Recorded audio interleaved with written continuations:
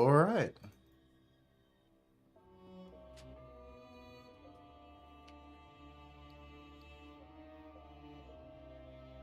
Okay. Much more strict, regimented organizational layout than AEW. AEW is kind of like a punk rock, small startup one-off, whereas WWE is big corporate, very structured enterprise. And in that framework, WWE might be able to contain some of the excesses of CM Punk's narcissism and CM Punk's ego that it doesn't become a big problem. I think it's very possible that that might be the case.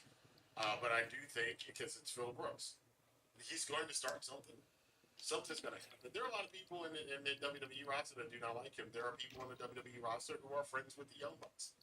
Kevin Owens comes to mind. There are people who have expressed, like Seth Rollins and Roman Reigns, they're not all that wild about CM Punk coming back to the company.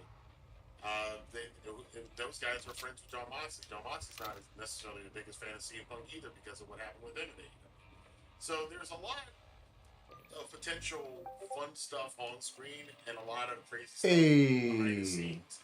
And that's the next point I want to get to. And for the WWE fans who are celebrating, I'd be kind of cautious about this because one of the reasons that WWE has been on fire the last 2 years is If you happen because to, so the long as your focus rep's has good, been on I think how we can well come they've to been an telling their arrangement. stories, and it's kind of the bread and butter of WWE. It isn't the in-ring; it's the presentation and the stories, and the stories have been really good compared to the 10 or 15 years before that when and if you remember, and anybody who's been watching wrestling YouTube for more than like 4 or 5 years, remember several years ago before AEW, it was like every day wrestling Twitter, wrestling YouTube was always some backstage drama in WWE that took away from the on-screen storylines, which weren't that great to begin with. And I'm concerned for the WWE fans, not the sweaties, I don't care about the sweaties, but the fans who are enjoying WWE, you might want to be concerned that about CM Punk and taking the focus off of the well-told storylines, and now the focus being back on backstage drama. And from the fact that within the first hour of the man being in a company, everybody basically stopped talking about whatever happened on Survivor Series on screen as the show, and talked about CM Punk and talked about Seth Rollins' reaction to CM Punk and conflated Drew McIntyre's reactions or whatever. And I want to see the backstage stuff. I want to see Gorilla. I saw some guy talking about this. I want to see the footage of him and Gorilla. I want to see. They want to see the backstage stuff. I don't think that's going to be good for WWE. Again, their bread and butter, what has made them get a hell of a lot better over the last 2 years, is the fact that the focus was back on the front of the camera. What happened on screen? What's happening next to the Bloodline story? What's Sami Zayn doing? What's Jey Uso doing? What's going on with the Judgment Day? What's Cody doing?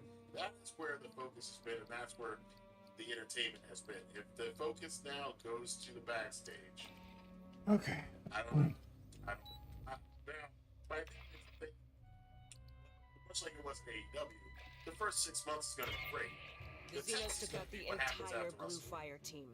Their mission falls to us. Leading up to You're going WrestleMania, into the heart of the I'm hive to assuming rid at the this point that refinery for Punk and Seth are detonation. going to be main That eventing will take out the WrestleMania Xeno night 1, 2, Queen, her entire What happens brood, after and that? you What if happens you don't if- move fast. By the way, I think Triple H would be savvy enough not to put the championship on Punk, given the fact that AEW did that twice and got burned. Because he got injured both times, almost immediately after he won the championship. I don't know if WWE would put the championship on Punk. Maybe they would. I think the kind of case is out against that, but who knows? They can do whatever they want to do. But what happens if, let's say that happens? Let's say they have Punk go over Seth Rollins at WrestleMania and become the new WWE third generation World Heavyweight Champion, and then Punk is injured 2 weeks later. What happens if Punk gets into it with Kevin Owens or gets into it with somebody we don't know or suspect backstage? What happens if he doesn't like the booking? You're gonna put the refinery into overload state. These are all things to be concerned You with. need to do that from He's going to be process on his best control. behavior, It's same at the way he base of was in Lacaste's AEW for core. the first 6 months. And then after a while, he That can't is help likely it. near the It's just his Xenomorph Queen. personality. Stuff's going to be all know it's coming. And again, see Punk back, but is that really true? want things to go back to being again everything about what's going on backstage now on the front. So on the positive side, let's flip back to the positive again. For the next couple of weeks, the next couple of months, WWE, boy, they're gonna be making some money hand over fist from the merchandise, from the people who are gonna want to attend the shows. They're gonna be selling out everything now, not just selling out most of the shows. I would suspect that for the next couple of weeks, they're gonna be sold out at everything. The buy rates, well, they don't have buy rates, but subscriptions and stuff like that are probably going to go up through the roof. International attention is going to go up through the roof. So it's a big coup for them as a money grab. But the big thing is, as much as it was a test for Tony Khan, it's going to be a test for Triple H too. To try it, and I don't think so much dealing with Punk, but dealing with his roster and dealing with that locker room and any potential problems, which most likely will come up with CM Punk in WWE again. Now, as far as AEW and all the tribalism and stuff, I think AEW is getting back to trying to establish its own identity again, which is good for them. I don't think they really need to worry about what's going on with CM Punk, and in fact, it seems like things have been slightly better since Punk has been gone and it's now. And I think now that it's completely in the rear view, I mean, you're going to worry about FTR and Malachi Black and those guys going over. Richard Starks leaving, AEW probably Punk back to WWE. I'm riding out and stuff like that. Sure, that's probably a concern, but overall, I think that Punk now, that it's officially done, he's not coming back. You don't have to worry about it anymore. I think it's probably good. And I think they're going to be just fine. And here's the thing again. They may thrive because one of the problems that came for AEW is again right when Punk came in is that the focus went away from what was going on screen. The focus was on workers' rights. The focus was on what John Moxley said. It went to CM Punk said. It went to John Moxley said. It went to Hangman Page said. It went to this person said. It went and arguing with Brian Alvarez. Well, all of this stuff is not going to be a debate anymore. So I think they can get back stuff unless some other stuff. So that's pretty much it that I have to say. I mean, again, I think to sum this up, the cool moment, the fun moment, that pop was amazing. But the real question is going to be 6 months from now, what's going to happen? The real question is going to be what happens after WrestleMania. It's going to be a great training until then, but that's when the real work's going to come in. And for you WWE fans out there, I just hope for your sake that Triple H really can contain the hurricane that is CM Punk, and that things don't get really crazy over there backstage and it starts trying. But I also, again, like I said though, I think the fact that immediately, even in this review, I haven't said one thing about what happened in Foxes, and I'm not going to, because this is what everybody's interested in talking about. Keep that in mind going forward. If that remains the case, I don't think this is a good idea for WWE. Again, their biggest strength of the last 2 years has been their ability to tell good stories on screen and capture people. Punk should not take away from that. But I want to know what you guys think. Let your voice be heard in the comment box below. Oh yeah, and by the way, Randy Orton. Yeah. So after a year, one of the biggest things in wrestling came back after being out for a year and a half. Yeah, he came back. Yeah, that got overshadowed. So anyway, let me know what you guys think about this. I will be back here for more news, rumors, and commentary on the Randy Review Pro Wrestling.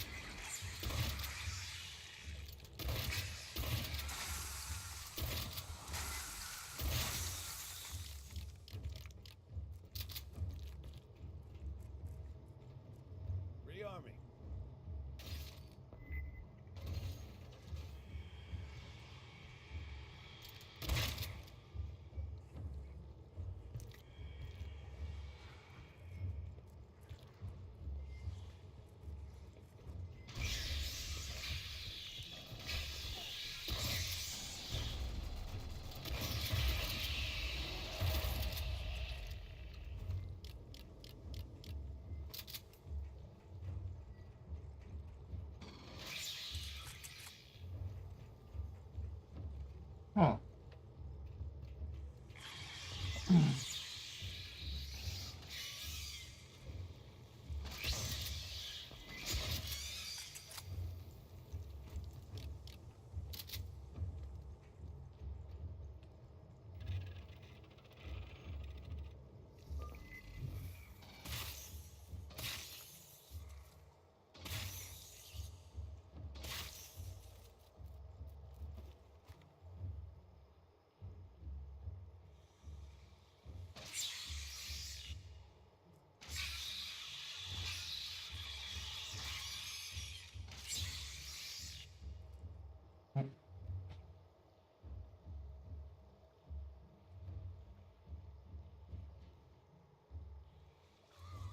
Dakota Kai tied the steel chain through one of the trash can handles. Io, like she went fishing, You cut through pulls the up door. the trash can from the outside that Io hooked to the handle. She picks up the trash can on top of the cage. She stands up. She puts the trash can over her body and jumps. She can't see shit. She jumps off the top of the cage onto everybody down below and hit an absolutely picture-perfect cross-body splash as a human trash can. It looked fucking great. He is not only the genius of the sky, she's fucking incredible. Crowd is rightfully chanting, holy shit, Now get that door holy cut. shit, You're nearly to the no elevator. shit. Asuka entered last. Asuka entered last with everyone down. Crowd cheered as she went underneath the ring and pulled out 2 kendo sticks. Crowd booed because it wasn't a table. Asuka did pull out a table next and then cheered. She also grabbed the fire extinguisher, which did come into play during this match. Damage controlled Shane linked Becky Lynch and Belair together. And all 14 members drop kicked them simultaneously. As soon as Asuka got in there, Asuka and Io operate as like the killer trio of assassins. They look fucking great, man. When Bayley gets kicked out of damage control, and I don't know if they're gonna dumb damage control or they're gonna come up with a new one. But this new damage control led by Dakota Kai, who apparently is the interpreter for all 3 of these ladies, they're gonna look fantastic. They look fucking absolutely killer to me. So that's one of the reasons why I actually enjoyed this match more than the men. So Asuka's in there, and the match just completely switched gears to damage control. She blew mist in Shotzi's face in a missile dropkick on Lynch, who was inside of the trash can. Lynch and Belair powerbombed 2 of damage control out of the corner. Charlotte went on top, and this was the other big spot of the night in this match. She goes up top, and obviously we all knew what she was planning to do. So we got all 4 members of damage control down on the bottom of the ring. Charlotte's up top. She goes up top and she hits a moonsault off the top onto all 4 members of damage control. Io caught the worst of it as Charlotte's legs and knees just bash her face on the way down. Over-rotate. Moonsault gracefully at all.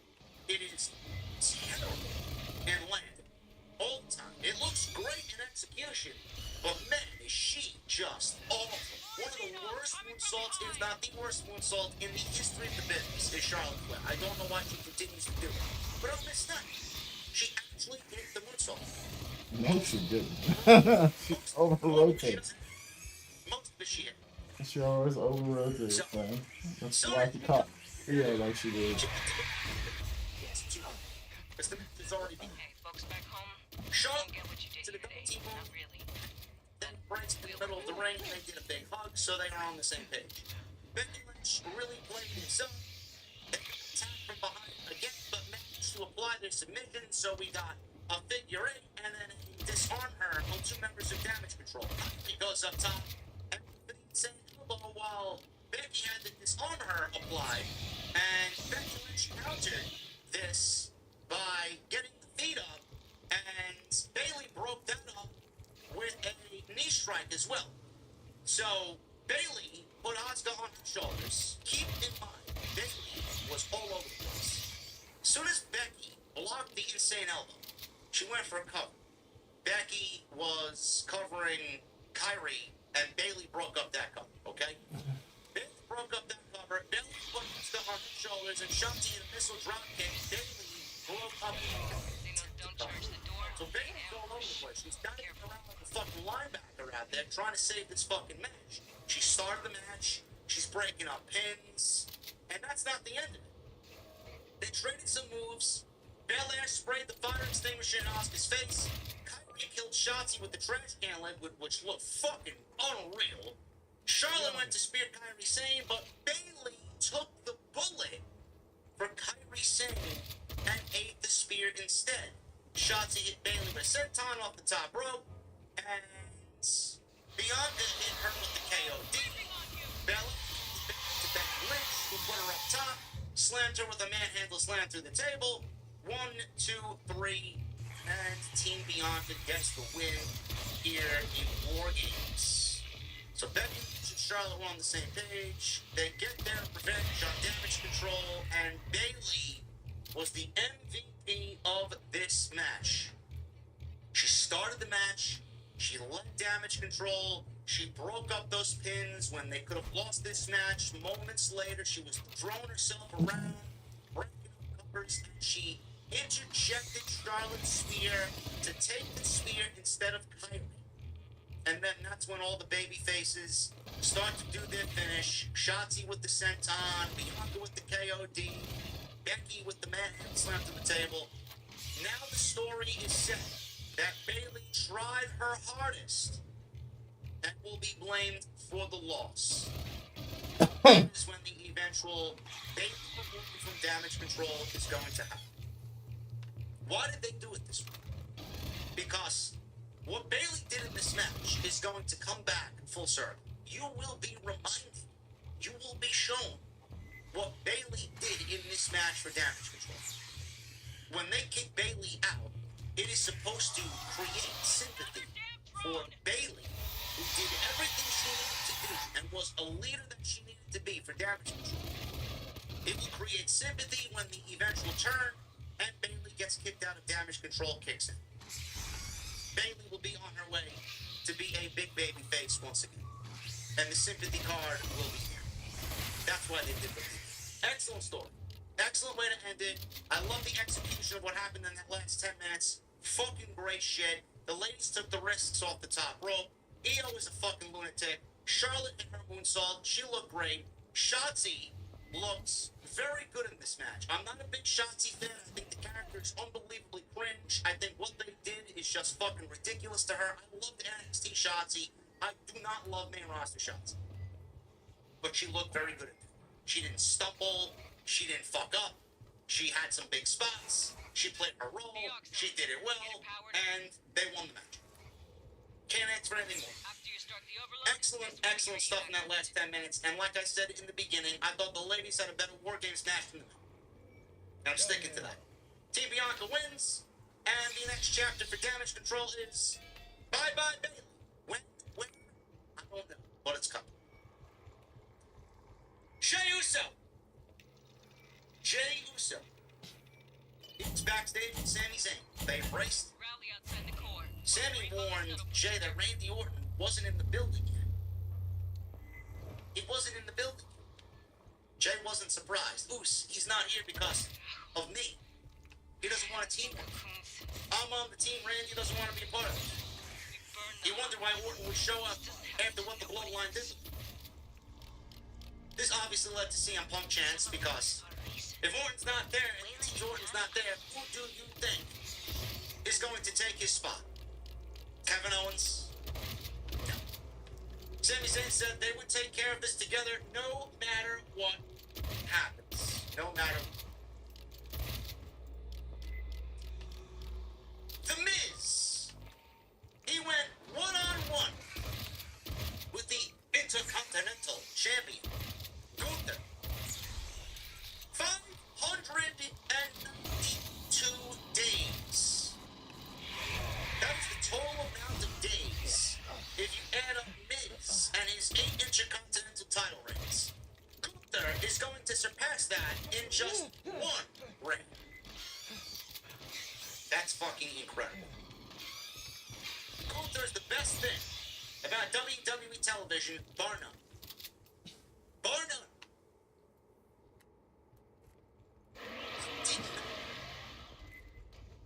I did not want to see this. So as it was announced, I didn't really give a shit about it. I don't want to see it. I don't care about it. It's a fucking joke. It's a joke. But I said all those Mondays ago when it was leading to this and we kind of knew where they were going with this match tonight, I said it. You know what? I think it's a fucking joke. The Miz is some of the worst offense in the history of the business. You got Gunther, who's one of the best professional wrestlers on the planet, against the Miz, who's got the worst offense in the history of the business. And it's gotten to a point where he's already used that tilt-a-whirl DDT, that tornado DDT, and ran it into the fucking ground. Okay, man, we get it. You do a tornado DDT. Great. Yeah. Do your soft moves. Awesome. But I said all those weeks ago, I'm going to give it a go. Because low-key, Gunther doesn't bet. Low-key, they deliver. And storm down. Exactly what they did. It's exactly what they did. It wasn't bad. But it was a banger. It was a mid to low banger. 12 minutes. Some hard-hitting offense with minutes. He needed to. As he can be. 12 minutes. Some strong near falls. Unbelievable finish to get the crown. Unbelievable.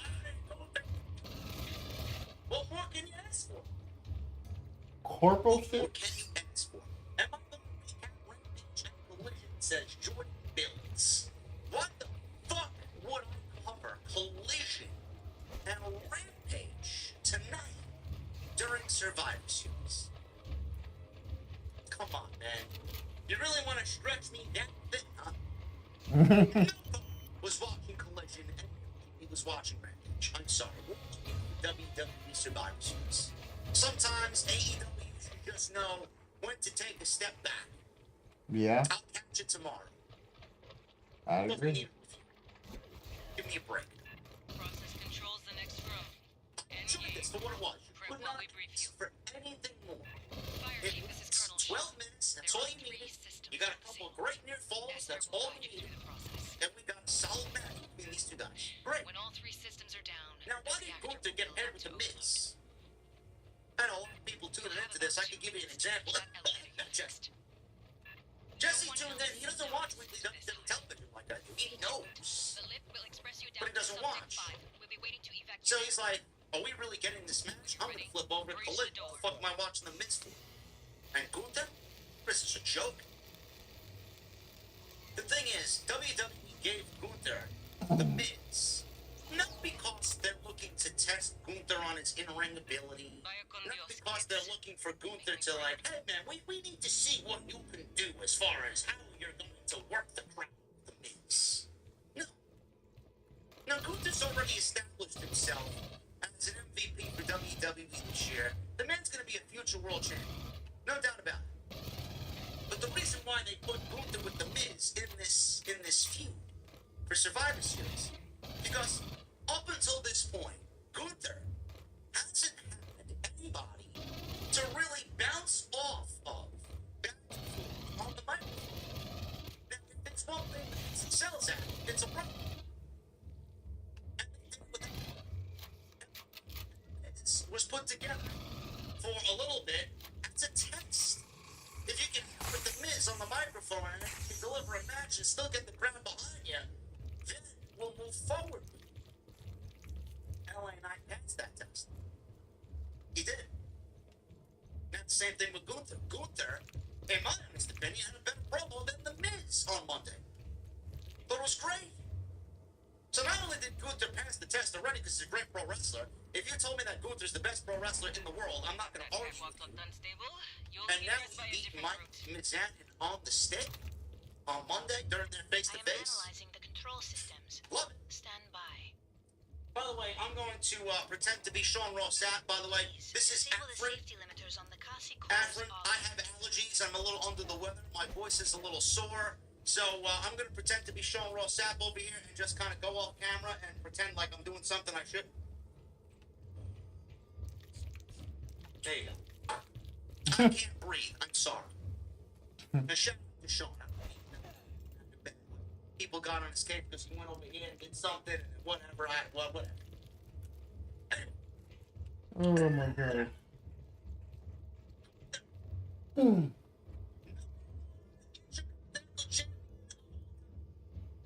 Miz shot Gunther, which irritated him right at the start. Gunther dropped Miz with a shot, and Miz fought back with some strikes. He didn't have much effect on Gunther. However, Miz tripped Gunther while outside the ring and drove his leg onto the edge of the ring. Miz applied the Bret Hart figure 4 around the ring post, which I always used to love that spot. You know, Bret the Hitman Hart, I don't know if you guys remember, I think it was the 1995 Survivor Series where he tied Diesel's legs up with a microphone cord or a camera cord around the steel post in the main event of the 1995 Survivor Series and then applied the figure 4 leg lock on the ring post. That's when Diesel lost the title to Bret Hart and he snapped and he powerbombed a bunch of referees at the end of the match. And powerbombed Bret turned heel and love. Very, very underrated match. So he got the figure 4 around the ring post spot on Miz tried a springboard move, but Gunther booted him out of the air, which looked vicious. Gunther took over and kept Miz at bay, cutting off his offense. Gunther was playing up to the crowd because the fans wanted Miz, and Gunther called them all weirdos. Miz managed to fight back. He targeted the leg with very weak offense. Absolutely weak offense. So Gunther sold for the Miz, and this is where a lot of the disgruntled fan base came in. You gotta have someone like Gunther who is as legit as they come selling for Mike Mizanin. Great.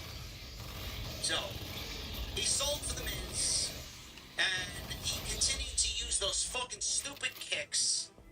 And this time to Gunther's chest, he takes Gunther down. Miz follow with his tornado DDT. He goes for a cover, he pops the crowd, he gets a 2 count. Gunther countered a skull-crushing finale and hit a drop kick bomb on Miz for a 2 count. Gunther accidentally applied a sleeper and Miz accidentally on purpose yanked the turnbuckle pad off of the corner post.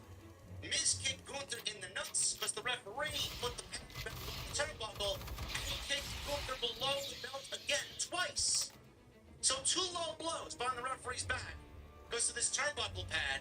He delivers the skull-crushing finale. Gets a 2 and 9 tenths. And the crowd went crazy for this near fall. I started laughing. And just counter shots at people. Oh my God. I'm believing it. Did anybody really anticipate the Miz to beat skull-crushing finale tonight? I'm just sitting there eating my fucking fruit salad and dessert. Can we get the fucking missile drop? It's fucking shit. It's a nice new fall. There's a bit travel into the potential title change here for the top. Clothesline Miz went off the top rope, splashed his back. It didn't look like the best Gunther big splash off the top rope. Well, Corey Graves tried to sell the ease and the leg, kind of giving out on Gunther. Applied a Boston Crab. Gunther transitioned into the Lion Tamer and the Miz tapped out. He didn't even win with the powerbomb. This is what I love about Gunther. He can win in a variety of ways. Boston Crab, sure. Powerbomb, sure. Lion Tamer, sure. Big splash off the top, sure. The Lariat, sure. He's had everybody. With all those moves at some point. He retained the title. Gunther's never losing that championship. I'm telling you right now. You know, we all thought it was going to be Chad Gable. It was going to be Chad Gable. I love it to be Chad Gable. I would love if Gunther was the one to actually drop the title to somebody like Chad Gable. But with CM back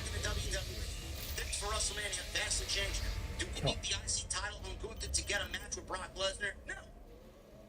We don't. But I think it would set up a lot more intrigue for Gunther to lose the title to Brock Lesnar and then him having beat Brock Lesnar and just continue the fucking reign for half of fucking 2024. But I'd like to see him drop it to something. How do you break this Miz record? 592 days.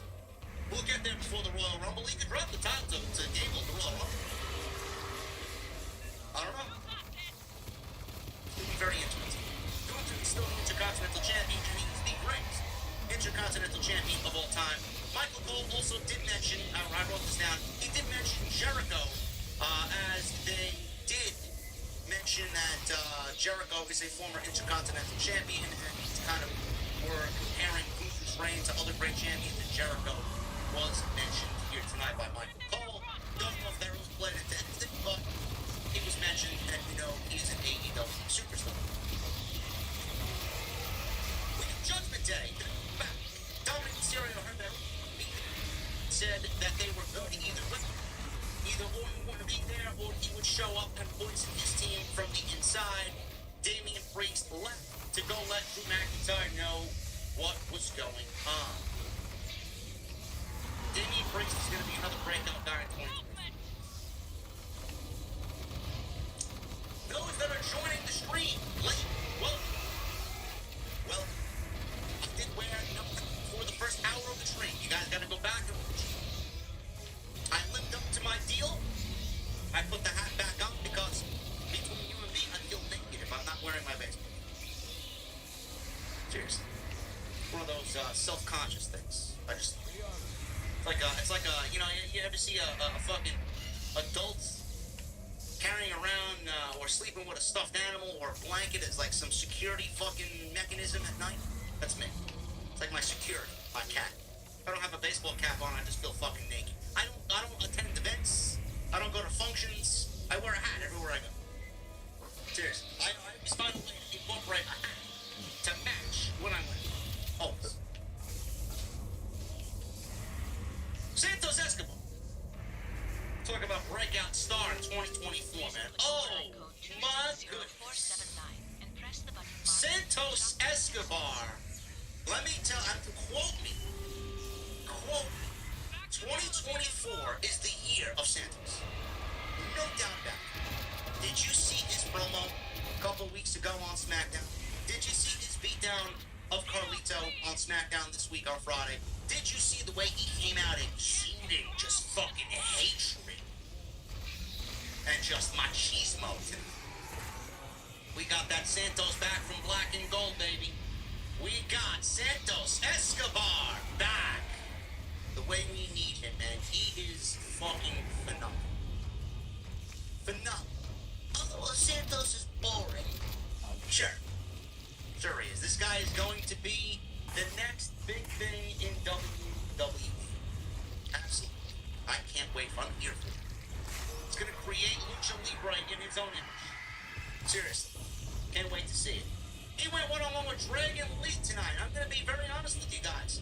I felt like we were shortchanged tonight. I felt like we went to the ice cream parlor and we ordered ice cream and we ordered like 3 or 4 scoops and we got like a scoop and a half with no strings.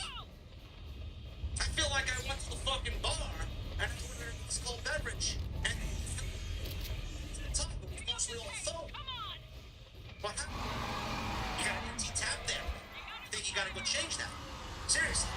Make sure it's the right temperature too. What the fuck is going on?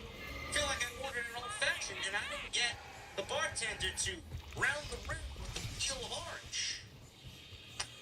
Sourdough cherry in my old-fashioned. What happened? It's missing. The point I'm trying to make is I feel like we were shortchanged. This match went 8 minutes. Do you give 8 minutes to Santos Escobar and Dragon Lee? Now, granted, it could be a rematch. We could see somewhere down the line these two go at it again. But, man, oh man, if you gave them another 10 minutes or so, not even 10 minutes, 5, 6, we would have been a lot better off for it. Felt felt like the match really never got into the next gear. I felt like there was like so much left in the tank. Like what?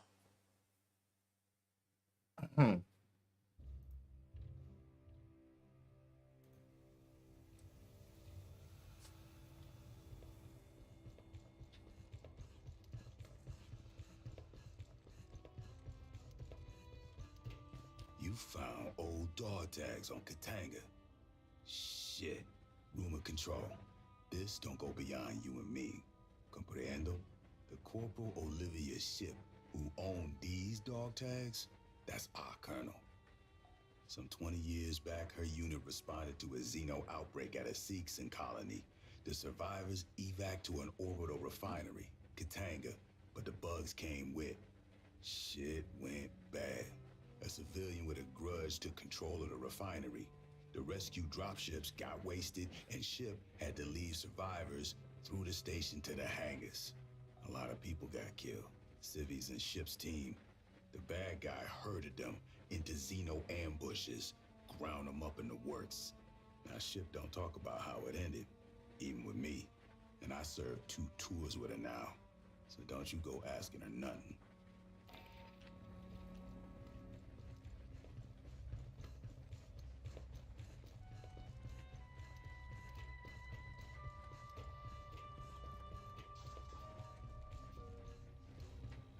Under my authority as delegated by the Secretary of the Navy, I have awarded you the Expeditionary Service Ribbon for heroic service. Upon loss of contact with a Marine unit, you advanced into a xenomorph hive and confirmed the status of 3 MIAs. You then completed their mission, resulting in the destruction of said hive. Your boldness and dedication are in keeping with the finest traditions of the Colonial Marine Corps and United America's Armed Services. Given this day, in May 2202, Colonel Olivia Ship, Commanding Officer, 33rd Marine Regiment, 11th Marine Division. Some things don't belong in official reports. Katanga has been a stain on the honor of the Corps for years. If you haven't heard the details yet, don't worry about it. I'll just say I'm personally glad to see the place blown to hell. Report to Lieutenant Santos for debriefing. Dismissed. Oof. Does that smell you, Marine? You must have run into xenoshedding. You get a scan? Look at that. Not from a chest burster. It's way too big. Has to be from a Praetorian. When a xenohive gets big, around 300 individuals, the Queen secretes royal jelly. They feed it to adult drones, and it triggers a second stage metamorphosis. I don't think we know what that process looks like. Maybe they spin a cocoon. I'd love to know. Anyway, what comes out is a Praetorian, nearly as large as a queen. Mean as hell. They've got a head plate that's nearly impenetrable. They use it as a shield and for ramming attacks. Praetorians guard the queen and the deepest levels of the nest. They don't leave often. Good data, but you might want to hit the showers.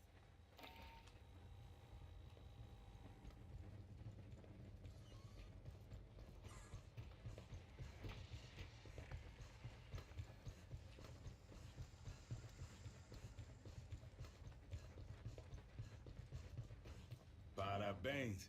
Guess we can't call you Boot no more, huh? Hell of a deployment. We found shit Weyland-Yutani spent a lot of time and money hiding. Ruins left by aliens that look like us. An orbital refinery used as a Xeno breeding farm. And a lab using tech from the ruins on Xenos from the refinery. Ooh. We still got a secure LV-895 in the alien ruins. There's Xenos and mutants running loose down there. Normally, we carpet nuke the place. Ruins be damned, but Doc Hanukkah says that can make things worse. Spray that pathogen shit all over the damn moon. Near term, we're gonna hold orbit. Keep this shit locked down. I'll bet my ample Marine paycheck they're on their way here right now. They'll send military contractors, dog catcher units, lawyers. Maybe they'll talk, maybe they'll just start shooting. But that ain't all we gotta worry about. Doc Hanukkah says some rival company to Weyland-Yutani sabotaged Palace Station. Whoever that was, if they heard his mayday, They might be on their way here too. Shit's gonna get real interesting right here.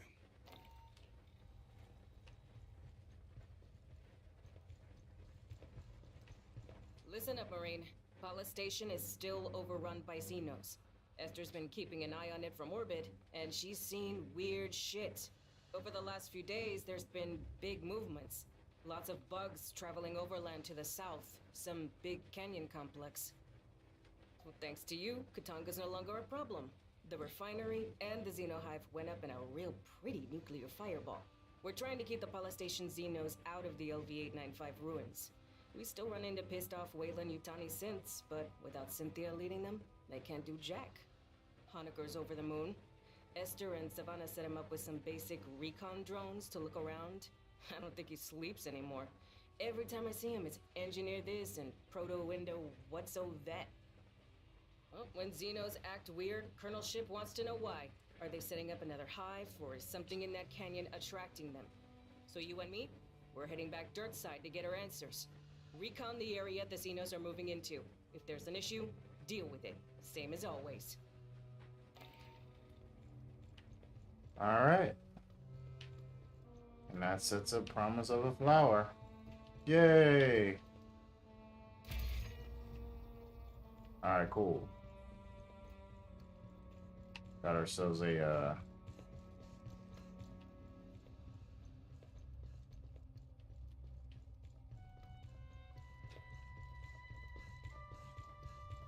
an access point.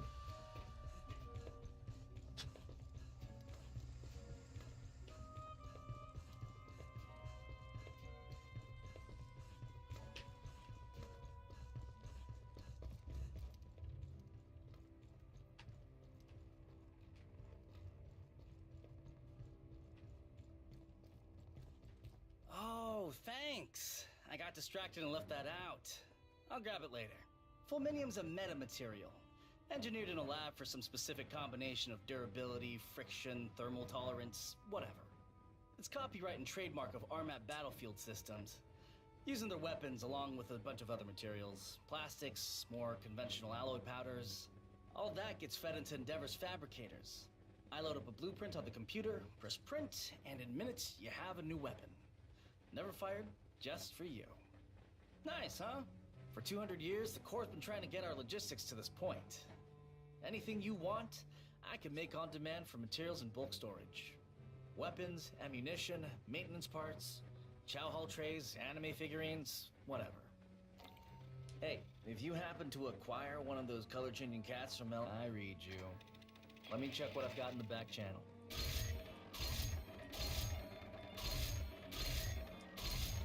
If you've got anything not on the racks, I can pull out of cargo 4.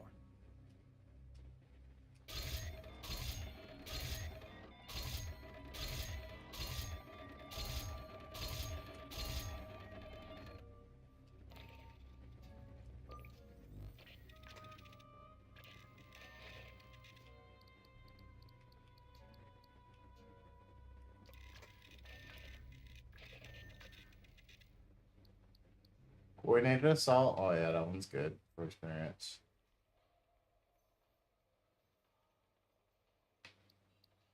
Ah, this one's fun.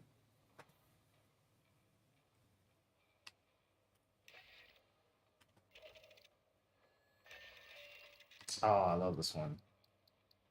Fucking Terminator theme one. Won't stop until you're dead. And it will not stop.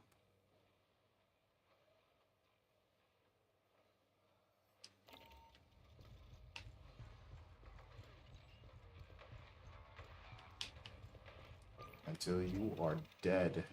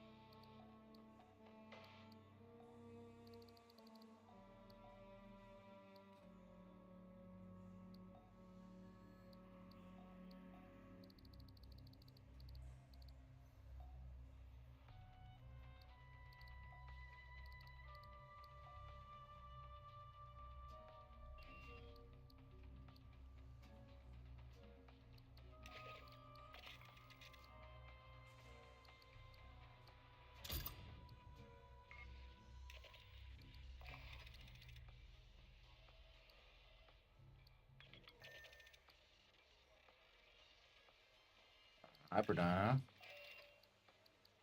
Well, Grouper or the Twilight?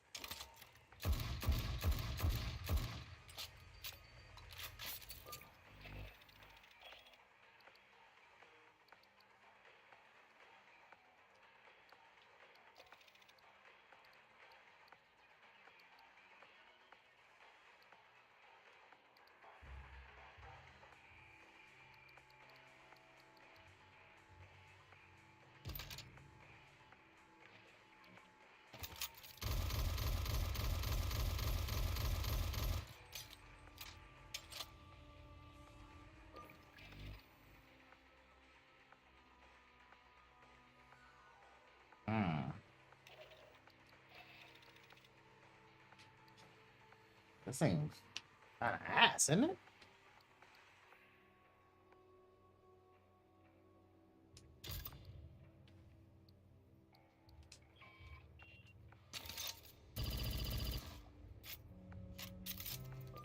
I like it.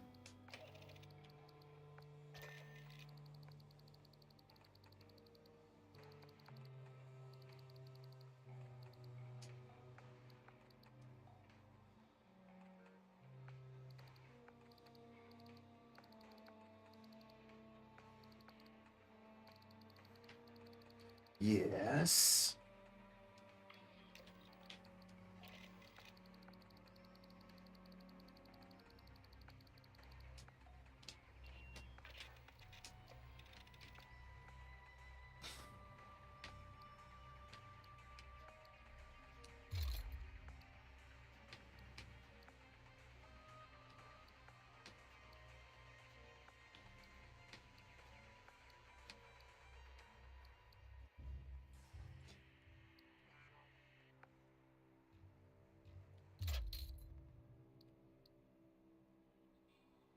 Ugh.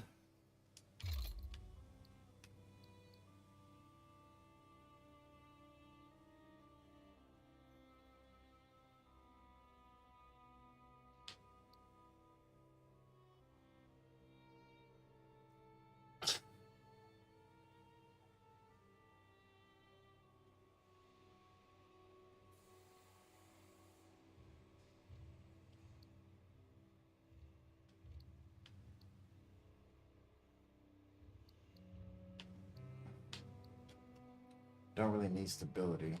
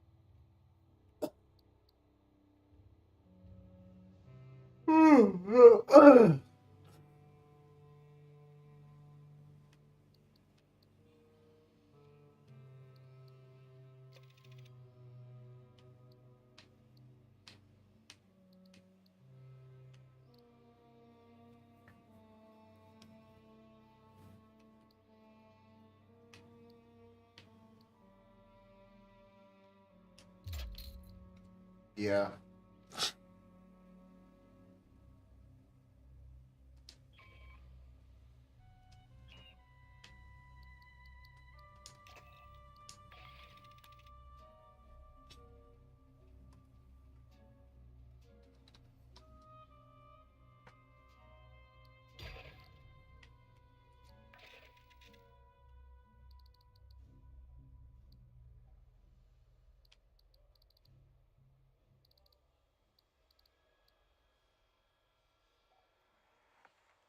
Ooh.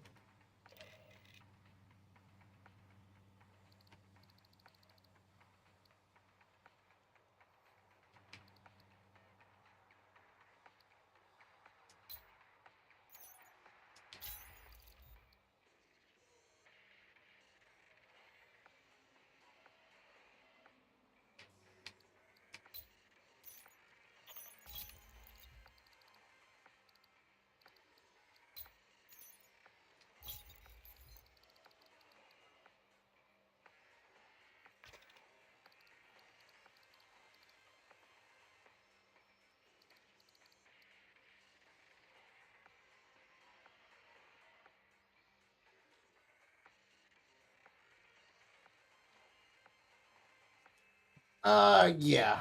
Not great.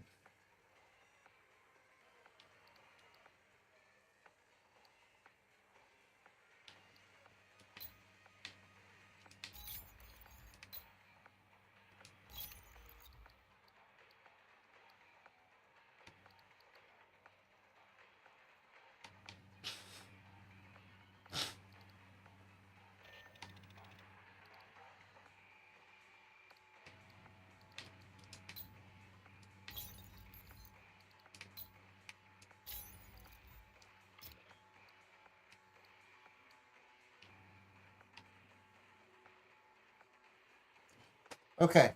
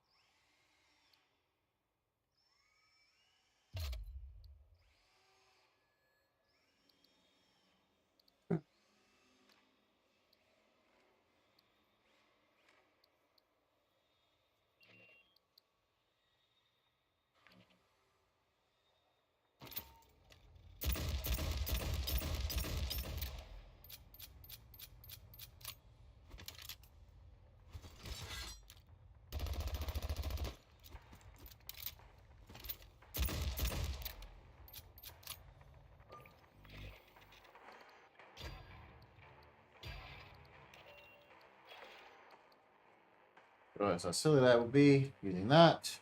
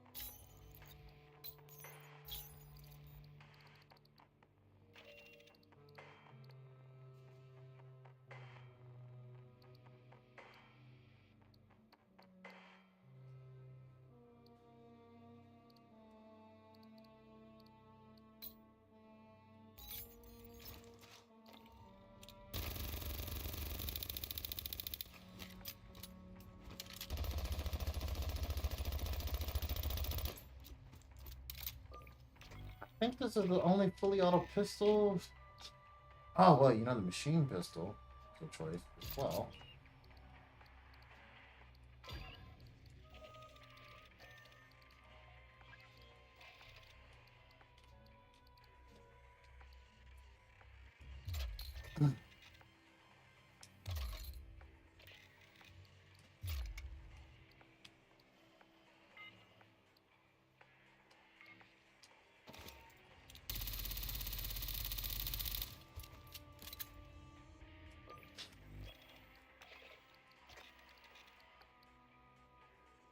Fire rate is a little higher, but max ammo is way higher. This thing is a lot fucking stronger. A hell of a lot stronger. Okay.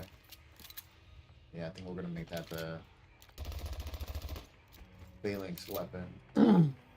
My elite loadout.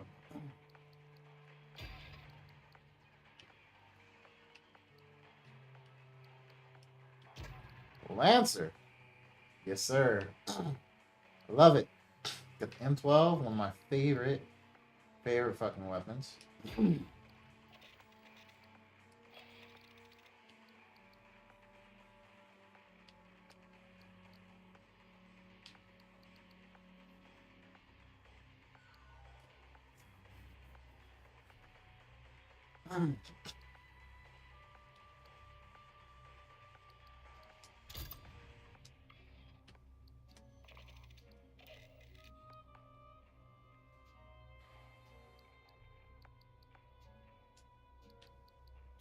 The Medved. And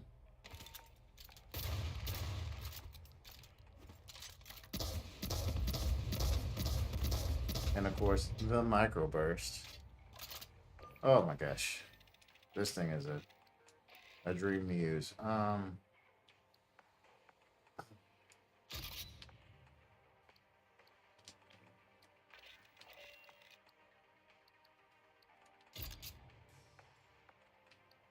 Ooh, stern George. Search.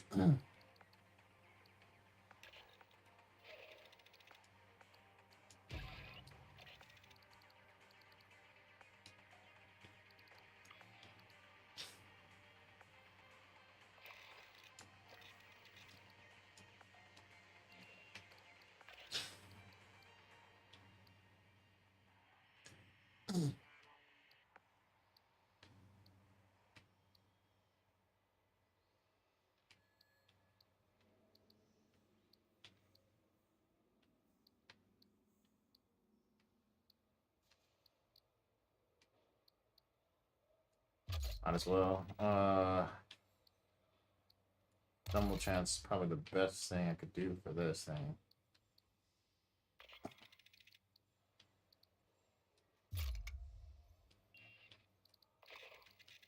Storm Short Surge.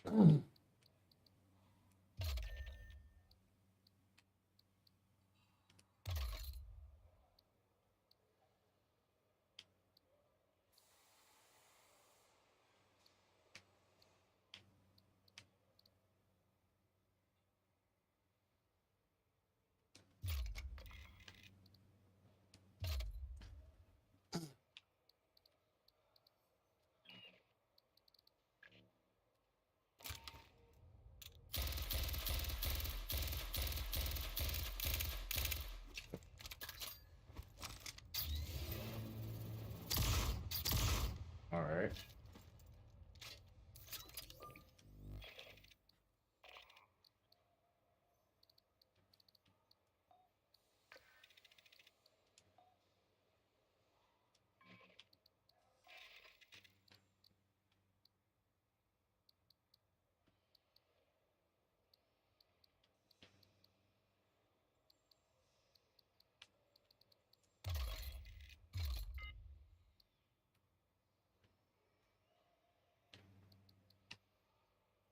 And then the recon. Right now I got him rocking that, but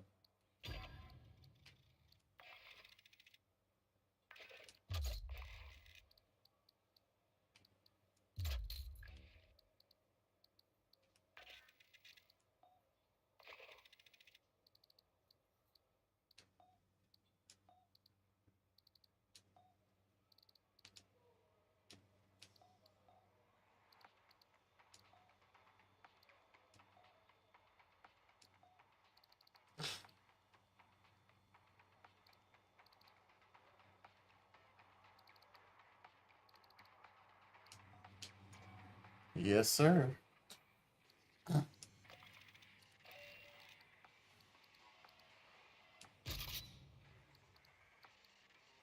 Like, you know, I kind of want to use way use stuff.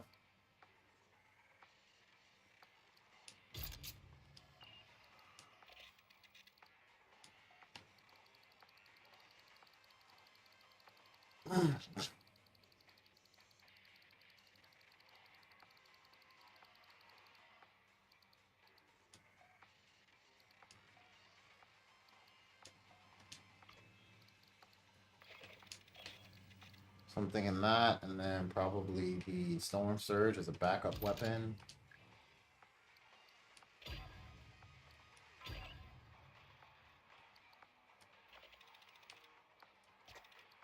Okay, so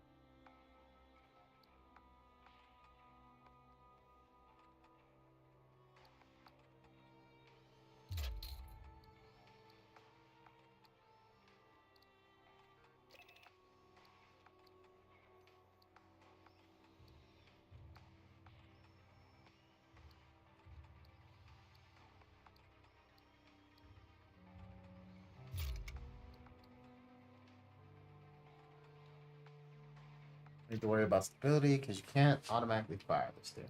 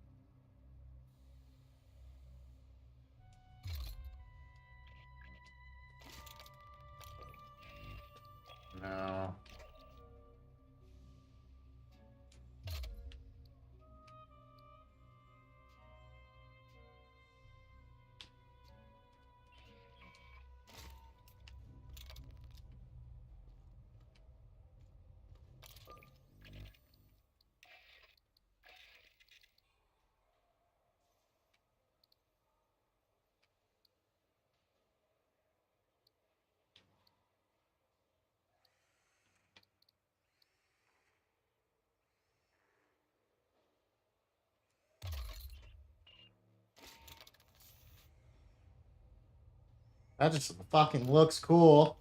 And I'm gonna use it.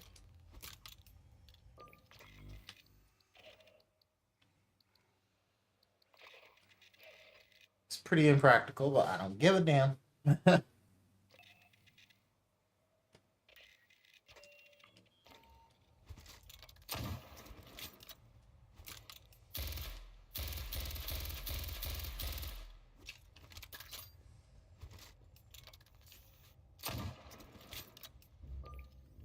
Okay.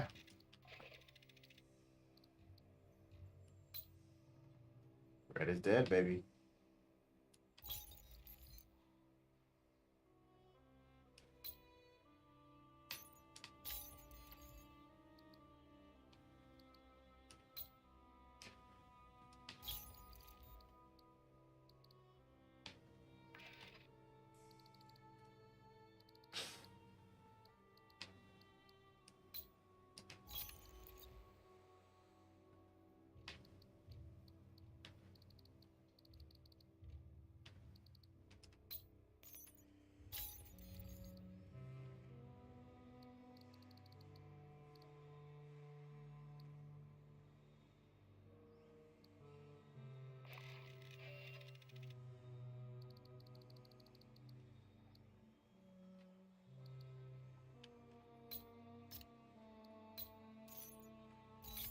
There we go.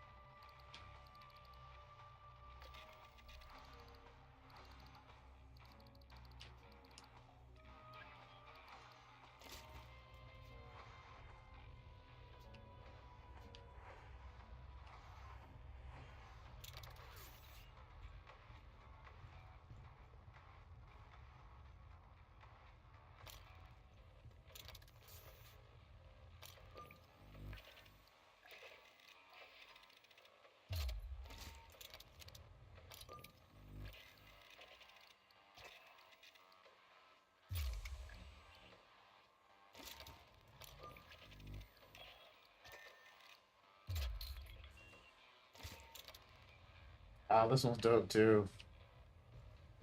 And of course, highlights targets.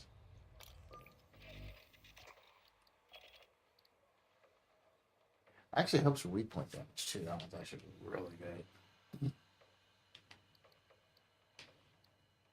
Ah, yeah. Yeah, nice one. Actually, really good for that.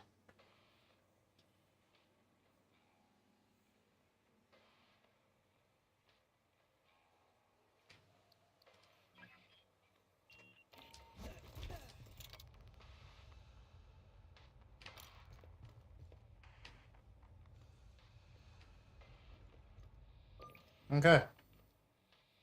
Alright, let's load up some.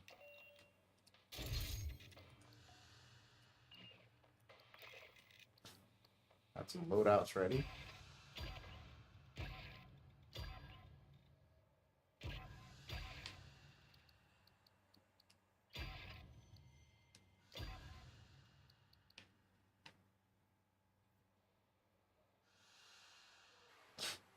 Group on the medved. Medved, classic. Tactical shotgun, the heavy assault rifle.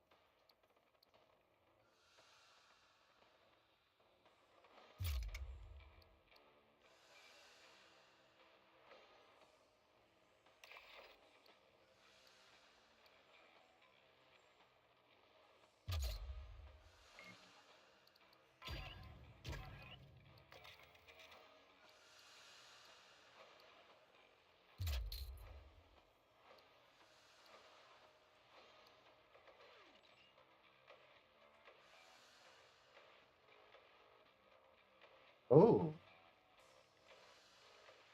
Oh.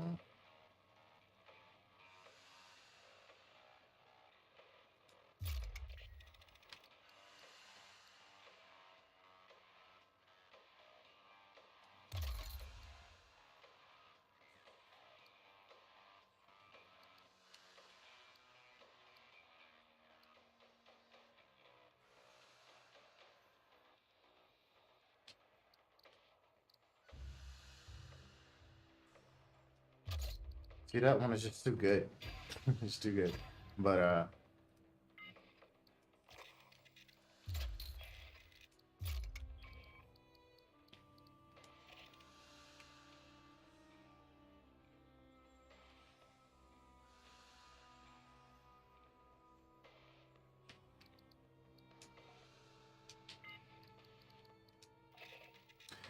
nice.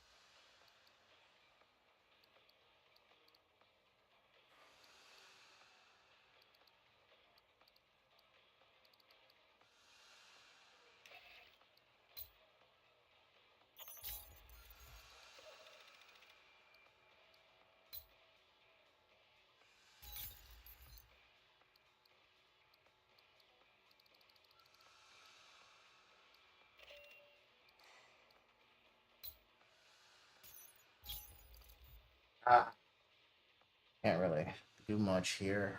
Okay. Well, that's cool.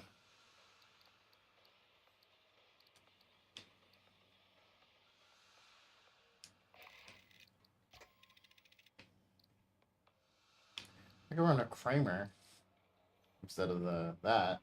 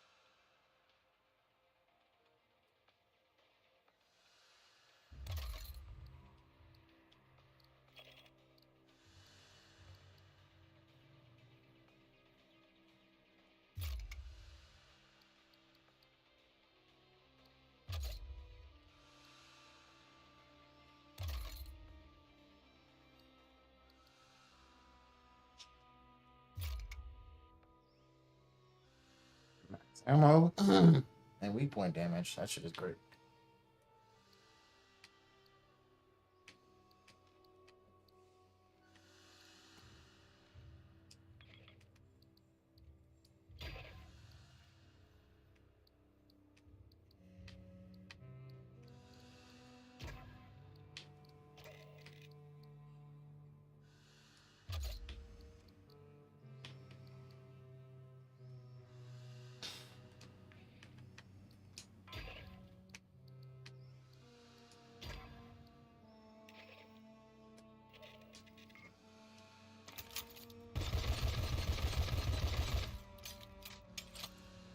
I like it. The dope loadout. Go back with my main one, of course. But that is a dope loadout.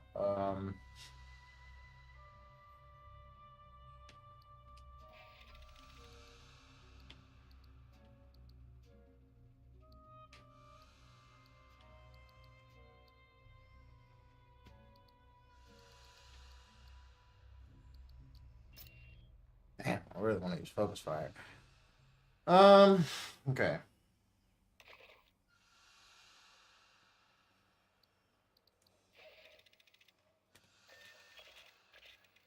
And now that I got all that set up. Give me a second, folks.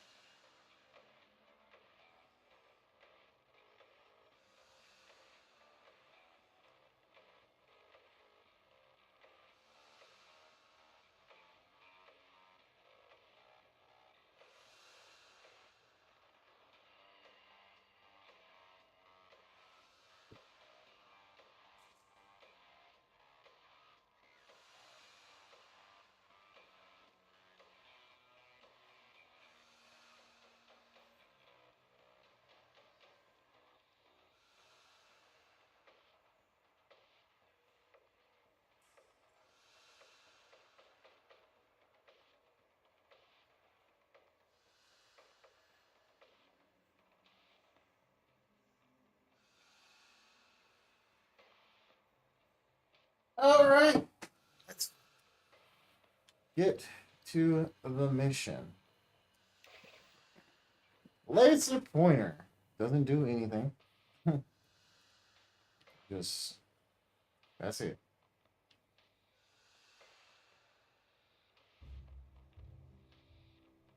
It's meant to test things.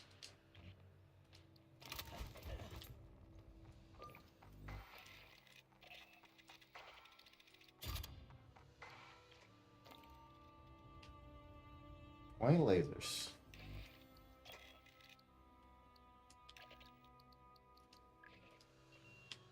I believe I had the pulse on, right?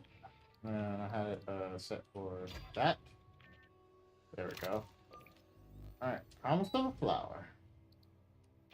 Last mission. Endeavor's tracking large movements of xenomorphs from Pala Station to a canyon 50 clicks south. It could be something drew their attention, or they could be starting a second hive. We've been ordered dirtside to find out. Where's that one? I think that one's gonna be fun.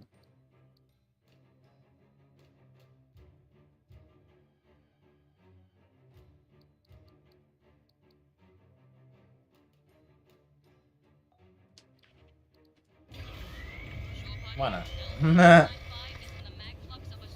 This one will be fun. Oh. Huh. The Xenos at Pala Station are being drawn to this area. Oh yeah, sorry. Wants to know why. Let's get back to the review. I wanted to hear the rest of this. What they did for these minutes was great.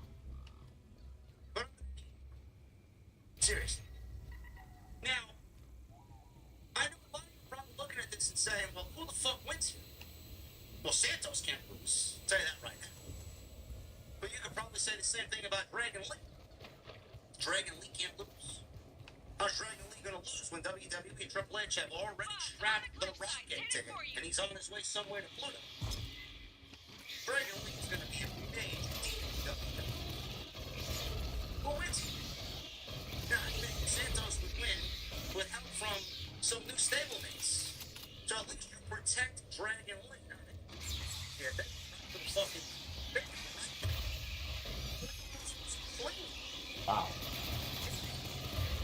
but I thought what they did for 8 minutes was fucking good. An engineer was more like a SmackDown match than it was a TV or pay-per-view match. It was more of a We TV match than understand it was a little PLP. other works. So Escobar was in control right from the bell.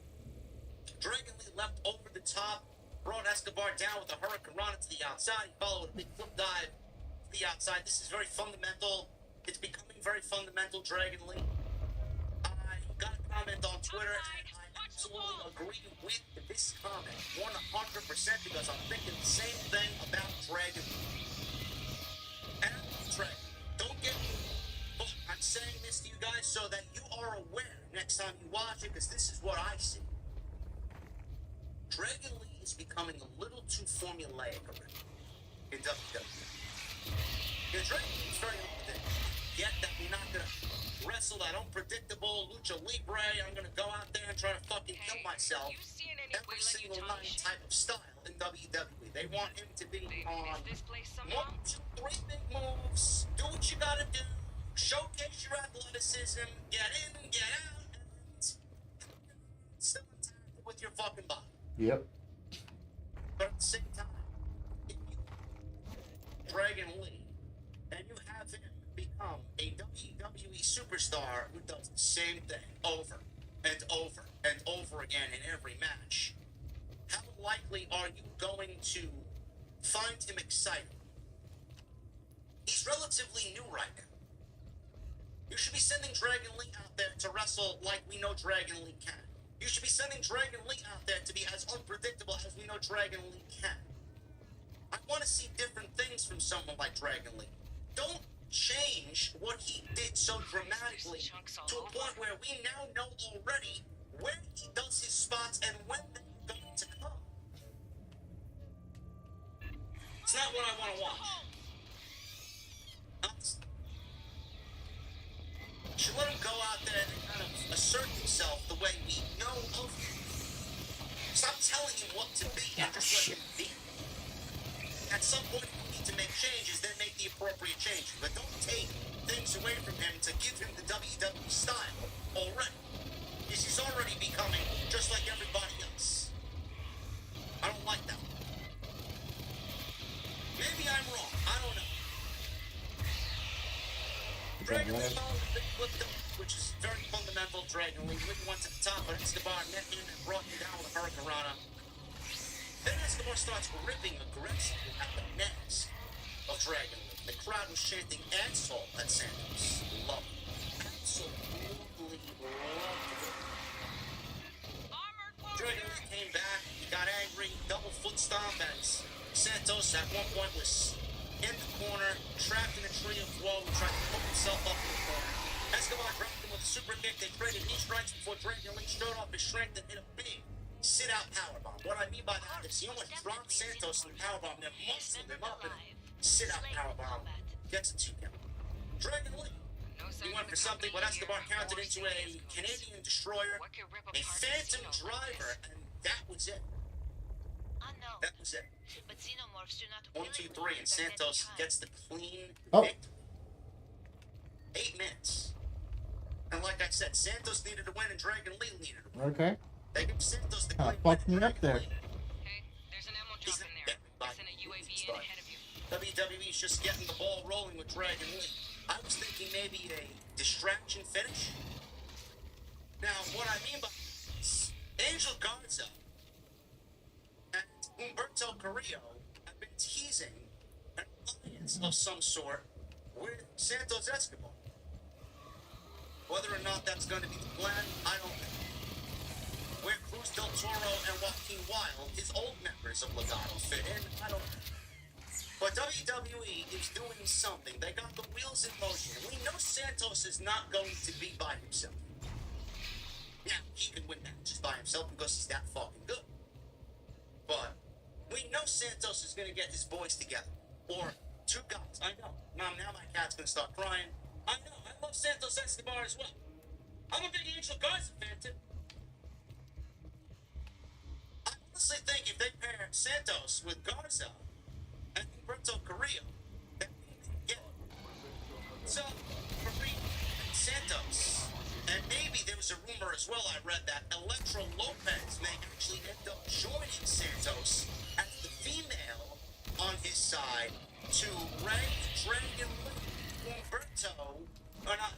So Ray, Dragon Lee, Joaquin, and Cruz Del Toro Need with to Selena advance to that Vega door on that ahead. side. Get a look at it for me. I don't know. We can get some faction warfare working out. It's very interesting, but Santos and Ray is where they're going. They're leading to Ray and Santos at WrestleMania, and I can't wait for that. And Santos, when he beats Rey Mysterio, he will be the new face of Lucha Libre in WWE. Can't wait. His heel turn is absolutely working its magic. You can see the effect of him being paired with Ray, where it's having now in the end of the breakup. Everything's working according to plan. Everything. This match could have still went another 4, 5, 6 minutes. We got an LA Knight Slim Jim commercial where he was taking a bite of Slim Jim, and it looked like they were at a high school prom, and the teachers were scolding the students for having their cell phones. LA Knight shows up in the Slim Jim mobile, and the teacher starts yelling at LA Knight for eating Slim Jims. No, no, no, no! And he yells out here. Drop a demo charge. There's a clearing Take nearby. a bite of Blast Slim that Jim. fucker open. Staff Sergeant, this ruin may have Some shots. substantial Good. historical value. Getting some exposure. Hell yeah, bro. Except Consider it, once it begins to aggressive geologic with the Slim Jim analysis. car, they honked their horn to the New Day chant, and the crowd sang along. Woods and Kingston, they were eating Slim Jims, and they were just happy to be Well, great. Yeah. Rhea Ripley. He defeated Zoe Stark to retain the WWE Women's World Championship. This match went 9 minutes, and probably the worst match of the entire night. Don't mean that in any disrespectful way to Rhea Ripley and Zoe Stark, because I think Rhea Ripley's fantastic, and I think Zoe Stark is a great pro wrestler. But nobody gave a shit about this match whatsoever. The quietest the crowd was all night was for this match. Not Rhea Ripley, they love Rhea Ripley. The more Rhea Ripley, the better. But, nobody cared. Nobody cared. Yeah. Speaking of LA Knight, they put him in the main event of Crown Jewel against the biggest name in the business right now, Roman Reigns, for the biggest prize in the industry, right? The WWE Undisputed Universal Heavyweight Championship. And that spot for LA Knight, but a fucking Slim Jim commercial You're good. at Proceed. Survivor Series. Couldn't be me, The bro. storm is approaching. Couldn't be me. It may This complicate match went 9 further minutes. supply. If I told you Drop I it at gave the a door. shit, I I'll would. detonate by remote. The work wasn't bad. The work wasn't perfect, but it was good. Sloppy at parts. There was a huge botch that scared the shit out of everybody, but, you know, that goes without saying. But the match was okay. Is Zoe more over for it? No, she's not. Nobody will remember this on this night. Nobody. Is Zoe gonna be a future women's champion? I don't know. I know WWE's hot for her, but she's got no fucking character. She's got nothing that the crowd is genuinely going to be interested in. She's a great pro wrestler, and that's it. Bad promo, great pro wrestler. How far do you think Zoe Stark is going to go? With the way Triple H is winding up this division, I don't know if Zoe Stark is ever going to get a chance at the Women's Championship again. So, Rhea Ripley dominated, and Zoe got some offense, but did anybody really care? There was a spot where it looked like Ripley was going to chokeslam Zoe off the top rope, and Zoe tried to land on her feet, but she didn't. So, crowd was kind of indifferent to this. That's where the botch took place. Ripley was on offense after that spot. Zoe then dared Ripley to hit her again with some big kicks and some big shots because Zoe is a badass. Ripley did, and Zoe countered the riptide into a German suplex. Ripley countered the Z360, which is Zoe's finishing move, into a headbutt. She followed with the riptide for the 1-2-3, and that was basically it. Crowd loves Rhea Ripley, but I think we need to start putting her in matches and feuds that actually have fucking heat. Because it's not really doing her title reign that good at all, honestly. My analysis of the corpse you found indicates TV match here, and then the Santos and Dragon Lee was a TV A match. native critter? I wouldn't Or even say are the Gunther bugs in the killing Mix was each a other? TV match.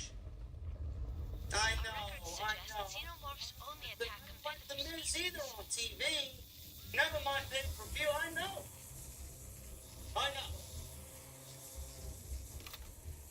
So a lot of TV matches here outside War Games. Triple H, what are we doing, bro? What are we doing? Movement forward. Cody Get Rhodes. He approached Seth Rollins, Jey Uso, and Sami Zayn back. They were annoyed that Orton wasn't there. Rhodes promised them that he would be there. Rollins and Jey Uso weren't so sure.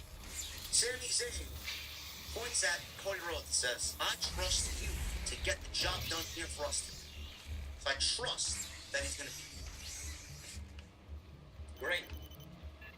Yeah, we love Randy Orton too, don't we? I know you're going to fucking say something with me again, right? She had to wake up from her nap now during my stream.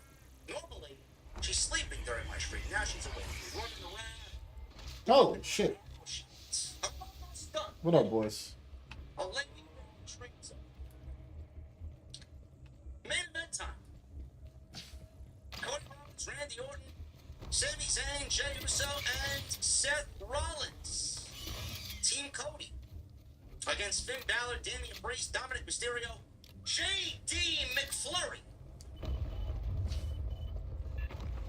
Drew McIntyre. This went 34 minutes. This was good. It was entertaining. But was this the best War Games match that we've ever seen? No. It wasn't even the best War Games match tonight. The ladies had a better War Games match than the men did. This was all Randy Orton, and that's when everything really picked up and really started to feel main event. But it was a good match. I was thoroughly entertained. I just didn't find this to be overly exciting as I expected it to be for a War Games match. Damian Priest and McIntyre stared at each other for a long time before the match. Balor started the match for his team because Balor is a beast. Rollins started for Team Cody. Orton did not come out. So we have 4 baby faces in the cage and 5 Judgment Day members in the Judgment Day corner. So the baby faces were down 1. Orton wasn't there, so they started without him. Some fans obviously chanted for CM Punk. Some fans booed at the CM Punk chants. So we got Cody and Balor to start, not Cody, Rollins and Balor to start things off. Balor did not expect Seth Rollins to start the match. He expected Cody to start, but we got Balor to start. Rollins had the advantage over Balor, and we have J.D. McFish coming in second because the Judgment Day had the team advantage. So obviously with Balor, J.D. McFish, he was in there. Then tagged Rollins with the stick. So we got more chants for tables, and there were more CM Punk chants, which if you were watching on TV, WWE absolutely and blatantly, audibly lowered the volume on the CM Punk chants. They tried to drown out the CM Punk chants. They did not do that. But you still heard. Jey Uso entered next. So we got Balor and J.D. McNugget in there against Jey Uso and Seth Rollins. But Jey Uso comes out. By the way, Jey Uso is my favorite entrance in all of WWE. Not only did we get Sami Zayn, they're singing his theme out there, and they got Cody, and Rollins is, doing the whole,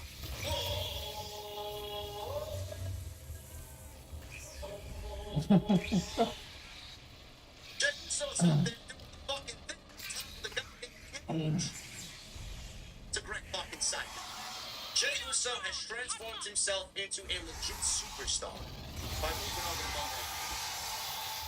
Been great, man. So we got Jey with Rollins, Balor, and J.D. McLovin. He wasn't doing too well. Stand fly. No sign of the Rollins and charge. Jey worked together to regain the advantage. So McIntyre wanted to come out next because Jey Uso was in the match and he needed to get his hands on Jey Uso. The deal was Rhea Ripley enlisted him for Judgment Day, and Rhea Ripley gave McIntyre what he wanted: Jey Uso in a cage. Damian Priest says, "Listen, I'm going to take care of it. Stick plan. McIntyre's like, well, did the plan change? Stick to the plan. Pats McIntyre on the chest. He leaves the cage. He goes in there next. He's walking down the aisle like he's the fucking leader of Judgment Day. It's Damian Priest. So, Rollins and Jay fought off the numbers here. Priest used a metal baton. He gave the advantage back to Judgment Day. More CM Punk chants here. Everybody wanted CM Punk because Orton wasn't out there. Sami Zayn came out next. And J.D. McFish tried to attack with the kendo stick. But Zayn grabbed it and used it on him instead. So Zayn slammed the door on Balor's face. Zayn woke up the crowd. He grabbed the table. Everybody loves their tables, man. Crowd chanted, "Thank you, Sammy. Thank you, Sammy, for grabbing the table." Zayn, Stop it at the door. Don't need to be too precise. he climbed up to the cage and grabbed the steel pipe that was attached to the cage up top, and he used it as a weapon on Judgment Day down below. Buzzer goes off, and McIntyre finally comes out. This guy at this point seething mad. Couldn't wait to get in there. He suplexed Zayn, overhead press. He threw Zayn across the ring. He threw Rollins around. He turned his attention to Jay. He stands in one of the rings with Jey Uso like he's the fucking final ball, like the mafia boss. Await your fate, bro. You got Jay and McIntyre going at it. McIntyre's punching Jay, and Jay's punching McIntyre. We're getting the boo from the crowd. Sounded great. So they go at it, and he stops Jay dead tripped to the ring. Jay gets up. Zayn and Jay teamed up and gave McIntyre in 1D. 1D, baby. There you go. And Michael Cole talked about Dusty Rhodes inventing war games way back in the day. Rhodes, this was his first War Games match. Rhodes did a few moves. He grabbed a Yeah. bull rope. It looked like it was hanging outside the ring. I don't know if it was in the ring. I'm not sure if he grabbed it from underneath the ring before it came into the ring. He threw it into the ring via cage. I don't know, but there was a bull rope in there. Very reminiscent of what his father used to use. Rollins grabbed one end and Cody grabbed the other. There was a little stare down between these two because they don't like each other, and Cody was yelling at him, Let's see what's "Please, down there. one night only. One night only is all I ask." So they used the bull rope and they used it as a weapon. So Balor got the worst of the bull rope. He actually got the bell part of the bull rope smashed over his head. Dominic Mysterio, he's the last member of the Judgment Day to enter. He entered to a chorus of boos. Dom used some weak strikes in there. He suplexed Cody. He tried Three Amigos. He was surrounded by all the baby faces. And this was a throwback to Prison Dom, the prison days. He was basically beaten up by all four members of Team Cody here. And that looked very good. Prison days. So they put the boots to him. They set up the table. They were going to put him through the table, but the rest of the Judgment Day came in to save him. There were chants for Randy at this point. Chants for Randy. And then there was CM Punk chants. It was all over the fucking place. So I was worried that if Randy didn't come out, what is Punk going to be in there? And if Randy came out and then we didn't get CM Punk, are they going to boo Randy? Thank God. Randy, when he came out, he was perfectly okay because everybody loves Randy Orton. So the buzzer counts down, That'll piss off any and others Randy's nearby. supposed to come out. Judgment Day standing in the ring. They're waiting for Randy to come out. Nobody comes out. We hear Rhea Ripley's music in. She runs down to the aisle, runs down the aisle, goes to the ringside with the Money in the Bank briefcase. Damian Priest is cashing in the Money in the Bank briefcase. I'm like, here we go. I like this. He took Rollins out. Rollins is incapacitated. He's about to cash in. The whole babyface team is incapacitated. Judgment Day standing tall. They're going to allow Priest to win the world title. Awesome. Badass. All of a sudden, During before a war we game? get the briefcase handed to Jessica Carter, referee Randy Orton's music hit. He comes out. He looks jacked to the gills. He looks fucking phenomenal. Crowd goes crazy. And Randy Orton is back in WWE after 18 months. You're So not. Randy Orton Jeez. stops the cash in. He cage. He Not their clotheslines Dom, characteristic snaps fuel. the slam to Dominic Mysterio. He power slammed JD in the grid. The crowd chanted for Orton. He gave Balor a draping DDT. Orton and McIntyre faced off because they had this. And their encounter was quickly cut off by Damian Priest to attack Orton from behind.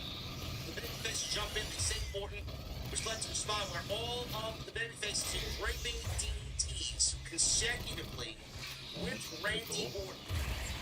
Orton set up for an RKO. He was looking at Dominic. He was looking at JD McDonough. Then he turned his attention to Jay. He's on the mat, slamming his fists on the mat. He does before he goes to the RKO. He slithers over to Jay, does the fists on the mat. He's about to RKO Jey Uso. So Jey Uso gets up and he looks at Jay and he says, I remember what you did to me.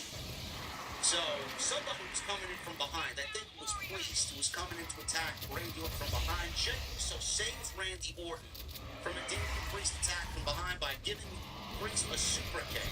This led to the babyfaces hitting each other with their finishers. McFish was the last man and tried to escape the cage. Get him, Sim.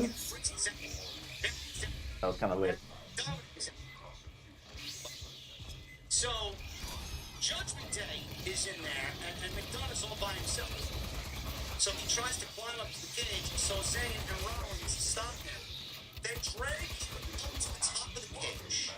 They throw him off the top of the cage, and planted him with a top of the cage RKO, which the crowd went absolutely ballistic. It looked fucking phenomenal. It will be on replays and will be gift until the end of time. That's how fucking great it was. So Orton shoved Priest into Rhodes, who hit a crossroads on Priest, and that was it.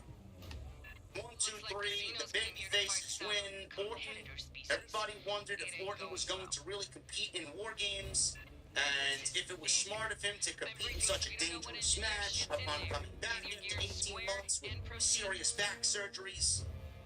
He didn't really do anything. They ordered a couple of RKOs, a snap power slam, a DDT, and that was basically it. It was more of a momentum boost to help the team of Cody and friends beat the Judgment Day. That's exactly what it was. This match was okay, but it was mostly all Randy Orton, anticipating the return of Randy Orton, getting Randy Orton to shine, to vanquish Judgment Day, and that's all it intended to be. Noticed our new supplier, That's huh? it. Alphatech's They been around needed about that. a century. They got started outfitting National Armed Services in South Asia. Back in the 30s, they moved out to the independent core system colonies and made some breakthrough in magnetic monopoles. You run into an ICSC Merc outfit now, it's a good bet they carry Alphatech guns. The United Americas have been buying gear from them for about 3 decades now, especially after the Frontier War, when the Assembly got pissed at Weyland-Yutani. You know Alphatech made the Endeavor's railguns? Like, no shit, when we slam a steel rod into somebody's planet, that's Alphatech. Nice. Curious. Our first opportunity to study the remains of a xenomorph crusher. Crushers are a quadruped strain. They move quickly in straight lines, but are incapable of the agile leaps of runners and prowlers. Their headplate is similar to that of Praetorian nest guards. A charging crusher uses it to bludgeon their prey. It is sturdy enough to deflect small arms fire. Fireteams lure crushers to obtain shots from the flanks or rear. Similar xenomorphs have been encountered previously, usually born from thick-skinned herd animals. The crusher appears unique to LV-895. I will pass your recordings to Colonel Ship. I know she will be intrigued. I heard you got some close-up footage of those engineer spear thingies. Can I see? Okay, no sign of electromagnetic activity inside them. No engineer writing on the surfaces, just solid carbonized metal. Huh. They stand out from the environment, but don't have any obvious purpose. They could be art. Something left to impart a message or a feeling. I wonder how the engineers saw them. They look ominous to me. I'm getting ahead of myself. You know the old joke, right? Right? Anything an archaeologist doesn't know the use of gets called a ritual object. Yeah, I'll need to think about these without human preconceptions. Esther says my back. Is it legal? I mean, if it's illegal, I can get no problem. But if it's legal, I'll need you to file requisition form 1348 or 13... Look, tell Herrera it takes... I think we've acquired a few things you'll find interesting.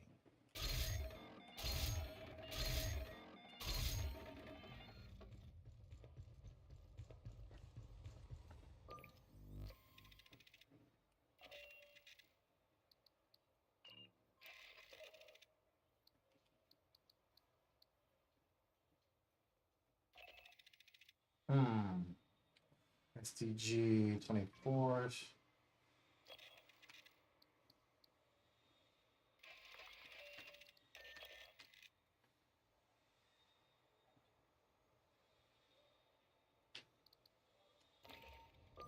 All right.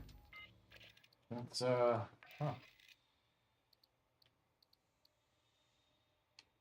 new core perk. Truck control burst. Let's use. Targets acquired.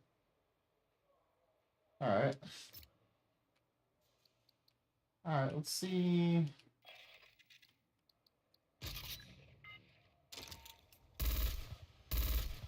Okay, it's a DMR. This thing has amazing fucking stability. Jesus.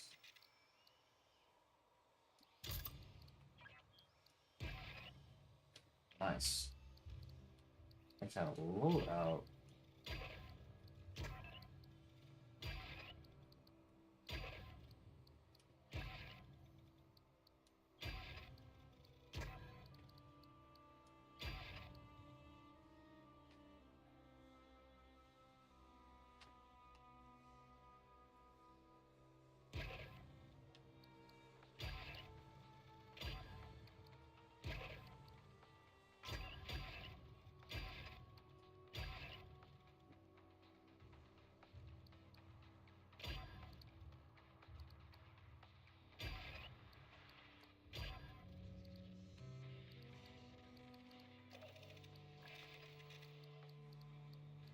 Oh, that's right. It was close quarters. Never mind.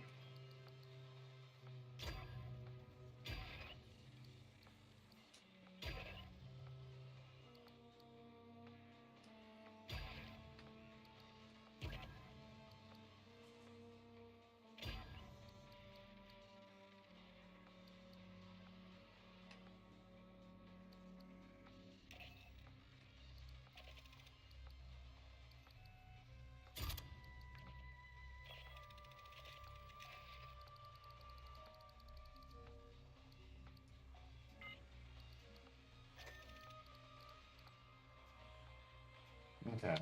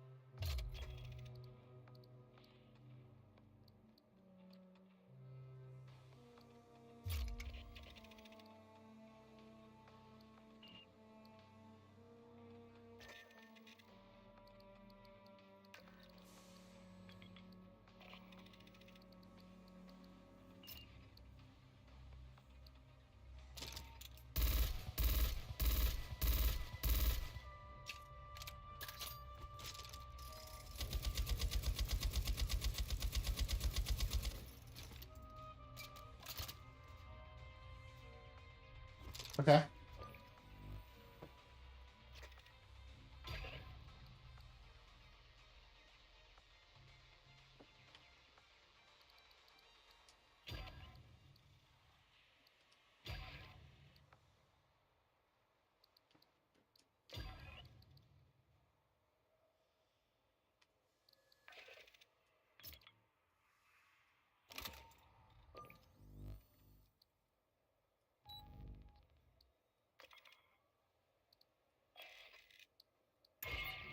We've learned that the Xenos from Pala Station are attacking an engineer ruin.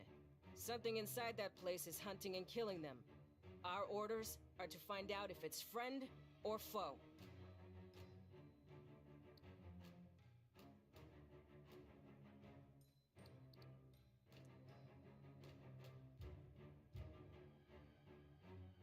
Oh.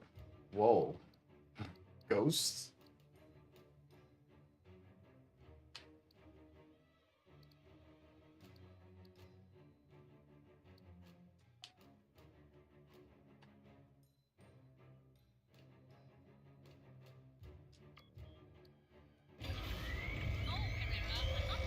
That's interesting. Go check your feeds or something.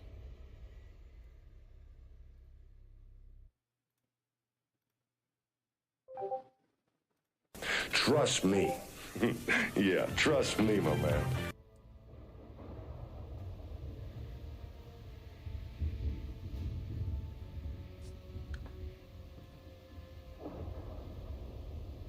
Equalizer. With Judgment Day for months, and it was just a stalemate. They needed that, hey, let's push this over the edge and get the victory here. What is it? It's Randy. And that's exactly what it was made of. He was the equalizer. He was the one that pushed them over the top to get the victory over Judgment Day. All of this is over. It's going to be very interesting on Monday. What Randy and Cody have to say to each other, what Randy has to say to Jay, what Rollins has to say to Cody, what CM Punk is doing, coming back now, what he's going to say. Monday Night Raw, I told you in the beginning about 3 different times. Monday Night Raw on Monday is going to be the most must-see show, possibly in wrestling audio. Oh, yeah. That's a Monday Night Raw. So the good guys posed together. The show ended. Well, we thought it did. Your mic's hot. The fucking Survivor Series trademark logo showed up in the bottom right of the screen. I remember so vividly when Tommaso Ciampa and Johnny Gargano did this. It made them. This was a staple of Triple H on Black and Gold. But Johnny was ending the show, and Ciampa used to come out and fucking smash him with the crutch. He thought the show was over. Right? Johnny wins. And Ciampa comes out and attacked Johnny Gargano. Oh my God! What? How far down do those cracks go? Moro yelling at the top of his lungs. Moro, love that. That's what they did. CM Punk entered. Crowd went crazy. He looked great. I didn't show anybody else. CM Punk made his entrance. He did his thing. It's clobbering time. He didn't jump into the fans. Chicago was chanting CM Punk. They yelled, it's clobbering time. That's all you got. What a fucking tease for Monday. The man's back. The man is back. WWE's Twitter account. This is now up to 8.5 million views on WWE's Twitter account. The reaction to his entrance, 162,000 likes, 8.5 million views on Twitter. That's crazy. You got all my thoughts on CM Punk. I gave you my thoughts on CM Punk in the first 40 minutes of this show. Is CM Punk a hypocrite? Sure. Do fans still love CM Punk? Absolutely. Yep. I love CM Punk. I'm glad CM Punk is back. I wanted him back in WWE. I was wondering if it was going to happen here or at the Royal. I convinced myself and others that have sat with me on this channel have discussed the same thing, agreeing that it's probably best for the Royal. The WWE trotted him out there tonight. They got him. Why not? What a way to go into Monday. Is he a hypocrite? Sure. Should you care he's a hypocrite? No. If you don't want to watch WWE television because of CM Punk, then don't watch WWE television. If you don't like me because of what I do and how people perceive me and all the bullshit narratives that are spewed online, then don't watch it. At the end of the day, it's going to be your Oh, shit. Because CM Punk is going to give you an entertaining show. Because I'm going to give you an entertaining show that's intelligent and someone who knows what he's talking about. CM Punk is going to bring absolute great value to the company, and I can't wait to see what he does next. I don't give a shit what his colored past says. I don't give a shit what he did in AEW. I don't give a shit about any of that. On the walls. I can talk about it. I can give you my opinion, but CM Punk is not going to hinder decisions based on what pro wrestling podcasters in the wrestling space have to say. He's going to do what's best for him and his family. And his family. He clearly wants pro wrestling if he wants to remain in pro wrestling after the fucking nightmare that he went through in AEW. He's not miserable. He's made his mistakes. Was he unprofessional? Sure. But he was unprofessional in an unprofessional and mismanaged environment. Yep. He thought he could be the beacon of change. He should have been. The beacon of change can't change anything unless management is in place, which it wasn't in AEW. Management is certainly in place. And Triple H will not allow any of that to happen. The locker room will not allow any of it to happen. Is most of the locker room happy he's back here? No. No, they're a very rich man betting to be the case. But are they going to do business? Yes. Because WWE is a professional business. Will this deter people from joining WWE that were interested to come over from AEW? Sure. It's a possibility. Is this going to let people see that WWE is truly changed? Is it going to enhance people coming over more so now? Sure. It's going to work in both ways. But at the end of the day, we are fans. I'm excited for this. I'm excited for it because I need change on television. We were getting way too comfortable with what WWE was, and some of the stories are there, but it's not overly exciting. CM Punk is going to bring that change to the company. Look at this motherfucker stalking. The bodies, the engineers. Look at him. Were they trying to get inside there? Oh, shit! There is insufficient evidence to Wow. deductively conjecture. Okay. Not in your minds.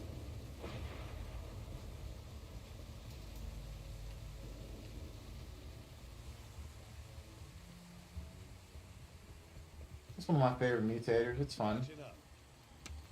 It's like, hey, we got a fucking Terminator. Hey, kids here. Free army. Oh, there he goes again. Following me.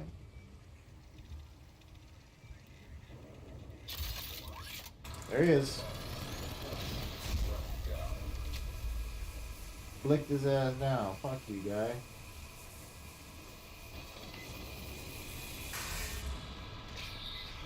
It's going to make everything a little bit more interesting. And I can't wait to see what happens all month.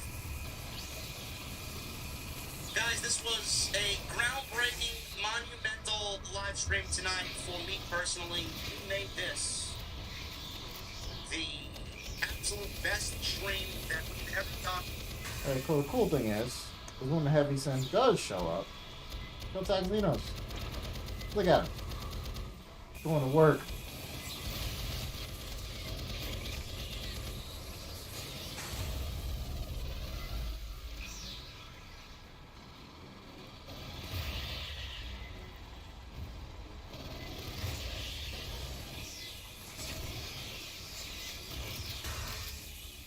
In the history of this show.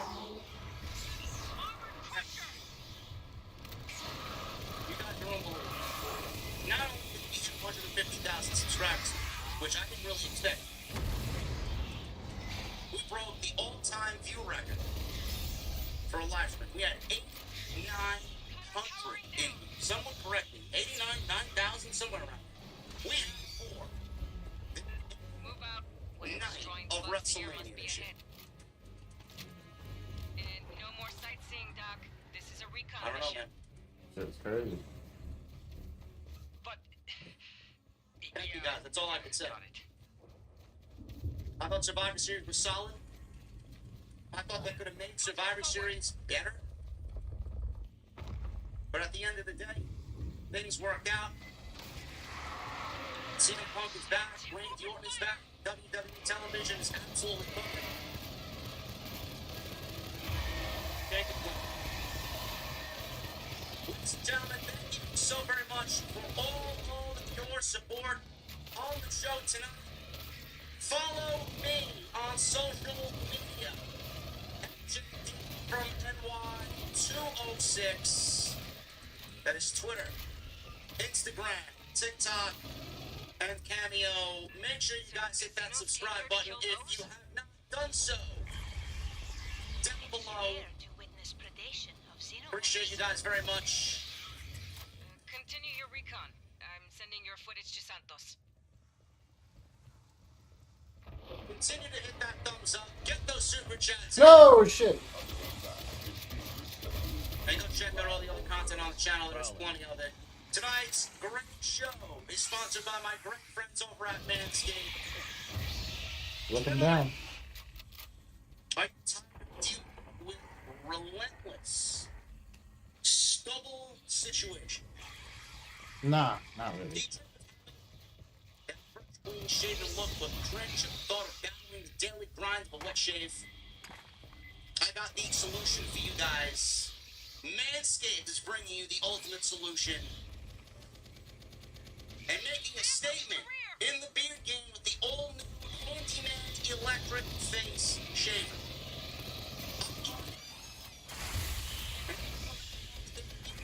Pro kit and absolutely love these two products. Join the 9 million men worldwide who've entrusted their grooming to Manscaped with this exclusive offer. Manscaped.com, code SCRIPT20, and check out 20% off and free shipping on all Manscaped products. Back to that. Skin safe technology, those pesky nicks and cuts, you're not going to have to worry about them anymore. The Beard Hedger, 20 hair cutting lengths, all in one guard, so no more messy drawers full of evidence. It's the best shaver that Beard Hedger. Love it. Can't go wrong with these options. Manscaped has your grooming game locked and loaded. Manscaped.com, code SCRIPT20, 20% off. Free shipping. Christmas is coming up. Makes a great gift for the holidays. For that special man in your life. Hit the refresh button with Manscaped and their new Attach another cutter. Woo. With 23 months in the OTS. What's up, JD? Hope you had a nice Thanksgiving. 1 month away from gold mine status. Keep up the great work. Eric, thank you so much, brother. Nick Williams with $2. Someone check on Jesse. LOL.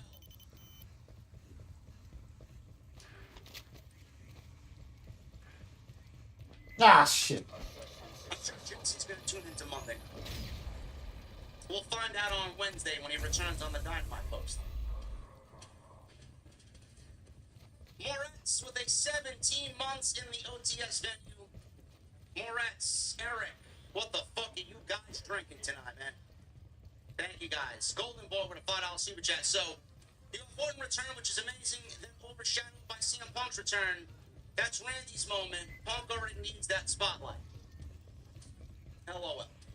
Randy's spotlight was winning the match and that RKO spot. Punk came back to give you a great taste of what's to come and a great cliffhanger. I love it. CM Punk did not take away from anything that happened in the match. The belt had rung and the match was over.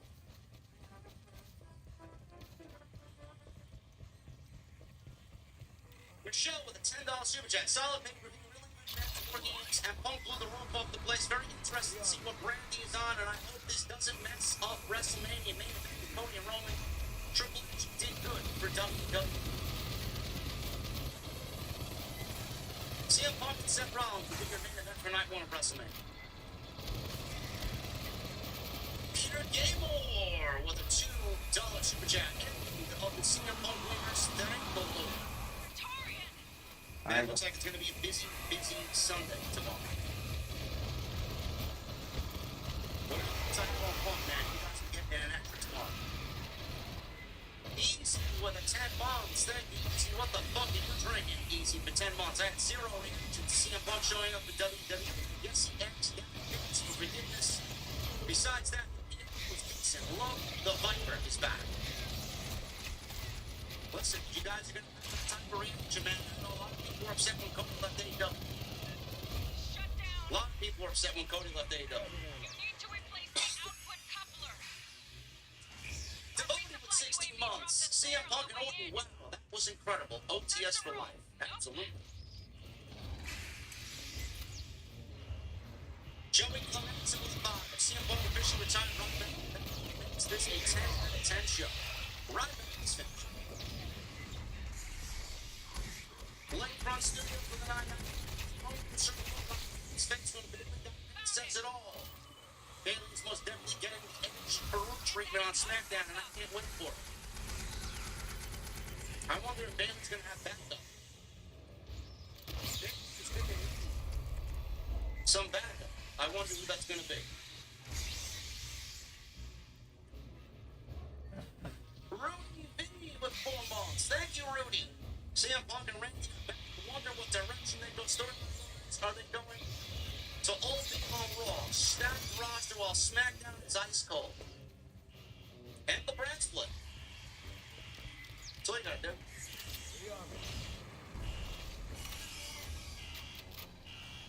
Doc Wambo with a $4.99. The moments they said Randy isn't equal. That hook me in. What a show. 10 out of 10 for me. Best year in wrestling period. Love JD. Love the OTS family. Thank you, brother.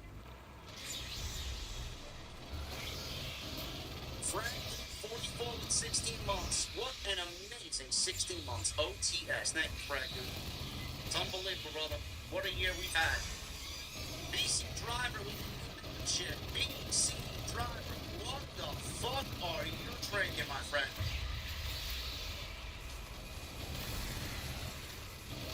Campaign Happy with a $9.99. Proceed to the show of the Super Return Day. Triple H made TK eat his words. Up Booker of the Year. Hear that?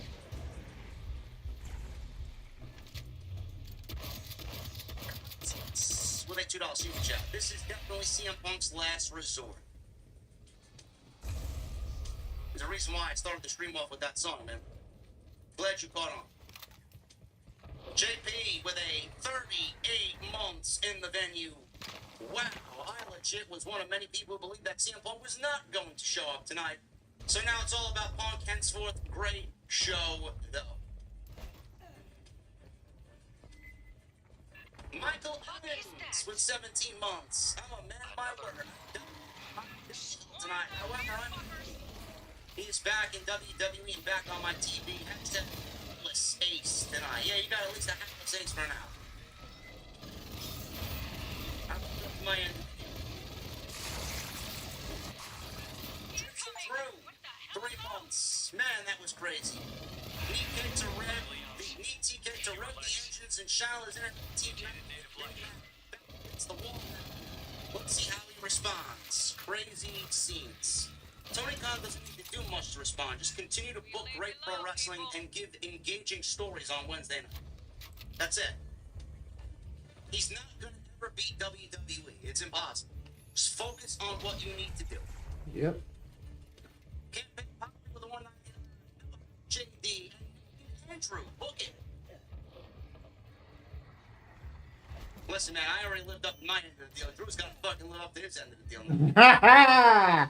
Oh, shit.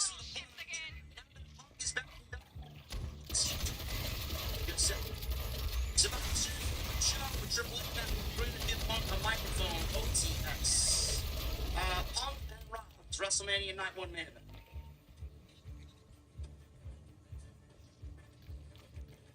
I'm gonna read this one out because it's fucking ridiculous. It's one from one of my guys. Buff Llama with the $5 super chat. Thoughts on Big Show returning to face CM Punk? New subscriber here. When are you playing Roblox? Thanks. Yeah, I thought we were playing Minecraft, bro. What are we doing? Ah, shit. Love my guy, Buff Llama. #1 Big Show fan, all the land, is Buff Llama.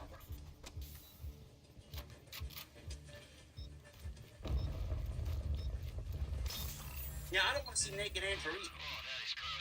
We may have to rescind that end of the deal. Chris, thank you, brother. Rollins Punk, WrestleMania. Mendel's small with 18 months. CM Punk showed up. Of course, I'm pulling up to the spot tonight. Right there, the very cold one. Great show. Thank you, Mendel's. Nice to see you back in the venue, brother. And James 2000 with a $5 super chat. Hot take or not? Sure. That played perfectly. The hype all over the internet is real. What will be his first move? Honestly, what I would have Punk do, I'd use himself as the first entrance in the Royal Rumble. Oh, yeah.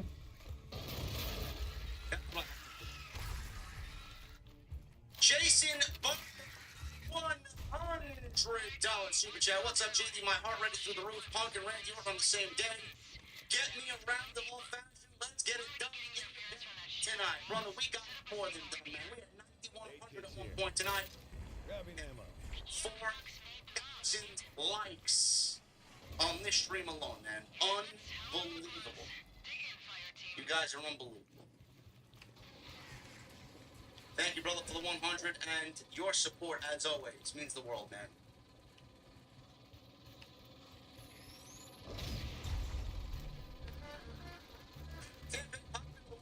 JD, love that, man. Don't be ashamed. Thank you, Campaign Poppy. Juan Castle with a 199. JD. Here they come.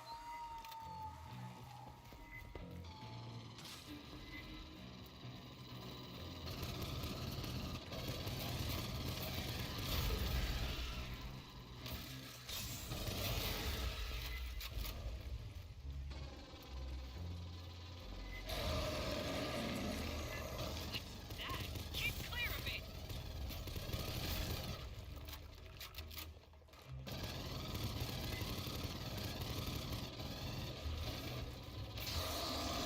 They're fighting that heavy sim, so I'm gonna let them do their thing.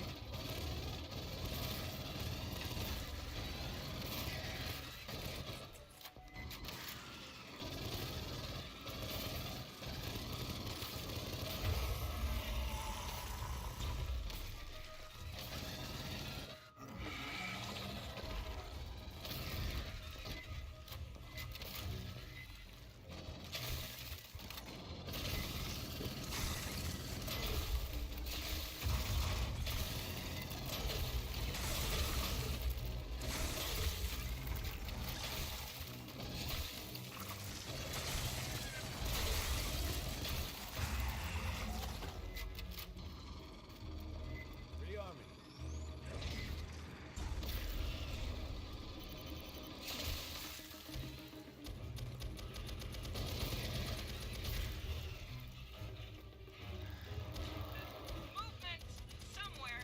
Possible stalker.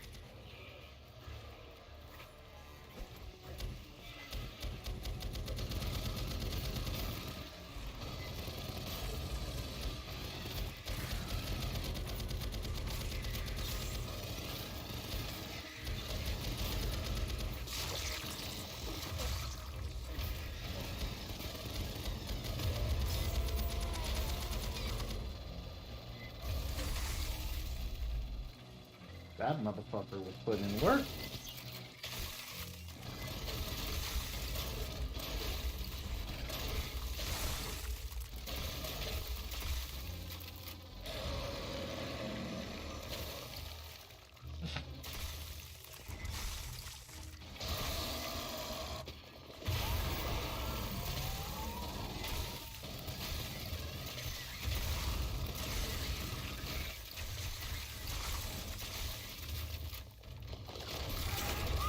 Oh, shit.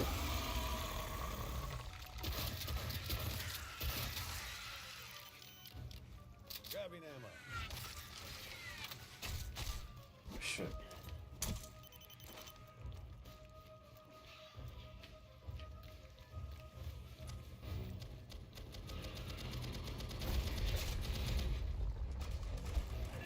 So we got two kinds of Xeno in here.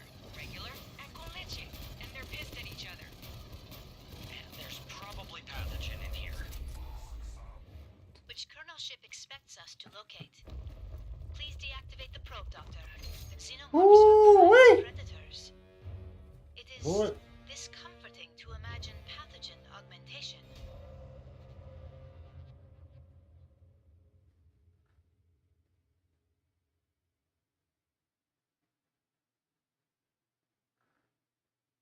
Like, he's in the company, this and that, he's number one, he's on the top, he wins championship. Forgot about it. We got Frantic World. It says, I got a lot of questions for you, SV3, about Pump and the little drama that went down after the pay-per-view. I want to hear all the questions, but Frantic World, y'all send a super chat as well. Share some love. Share some of that love. And if you have a question that you really want to be answered, send it in a super chat. We got Dolores, one of our members, saying, what's up, everyone? We got a bunch of people in the chat already. Keep sounding off in the chat. We love to see you. Oh, yeah. The Thunderbolt.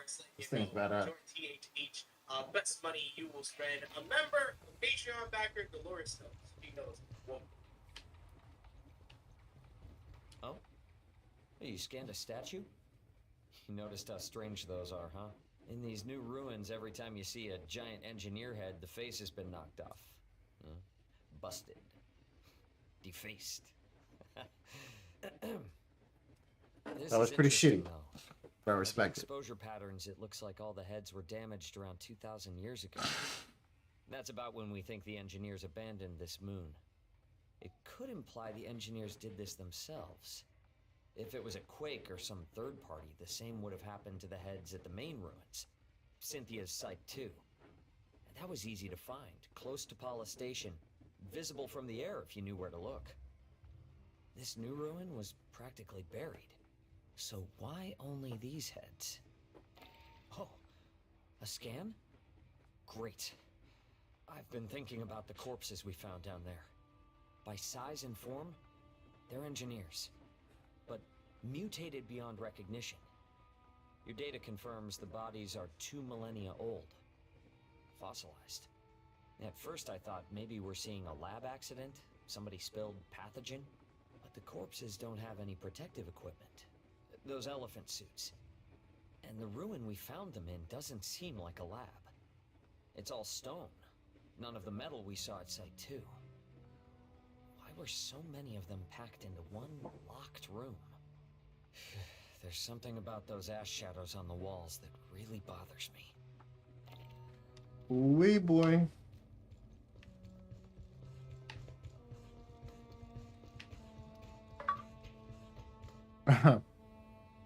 What she sent me? Oh my god. I make my move. I will take it. Then you're free to check the king. No. Right, no! What is it? It's going to sacrifice. No, you can't. There must be a way. You want to check the Did you have to go on? I'm not it. Not me. Not Hermione.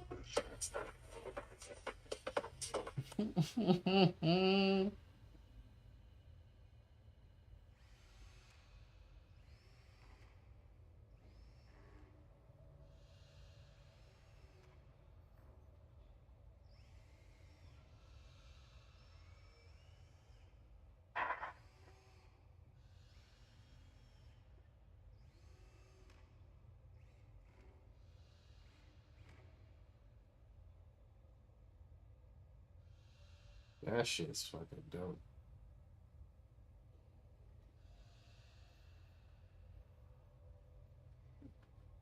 Oh man, that's fucking fire. Anyway, let's look through the Endeavor.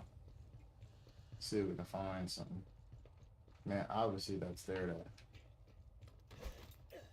practice.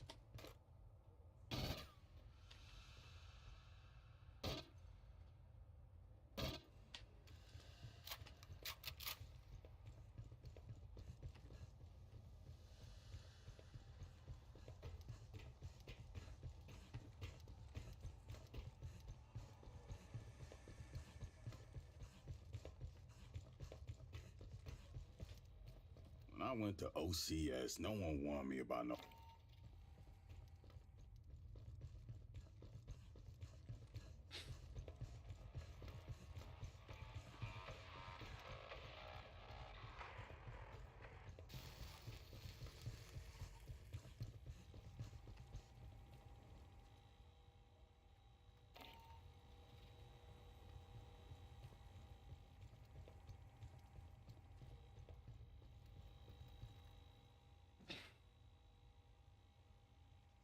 Okay, that's obviously for a hardcore mode.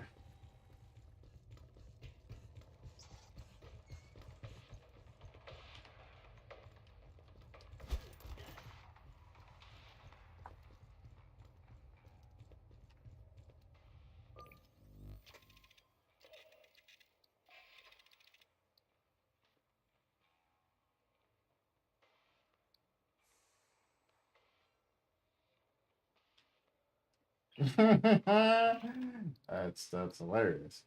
All right, doing pretty good. I kind of want to switch to one of my other loadouts though.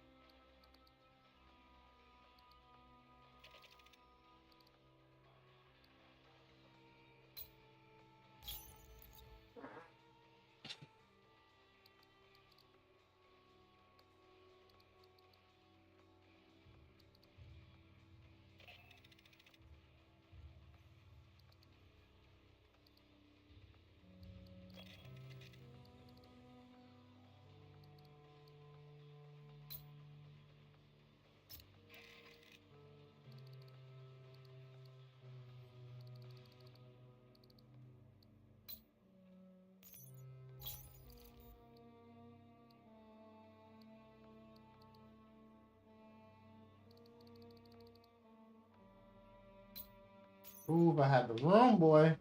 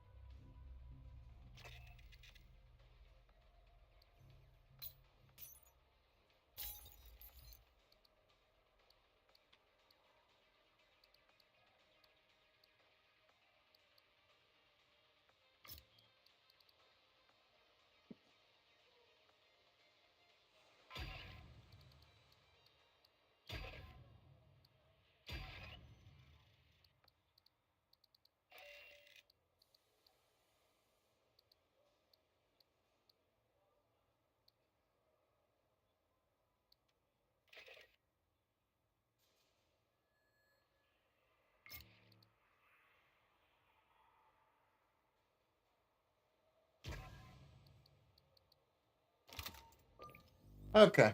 I think we're going to end it here. Thanks for tuning in, everybody. See you dudes later. Deuces.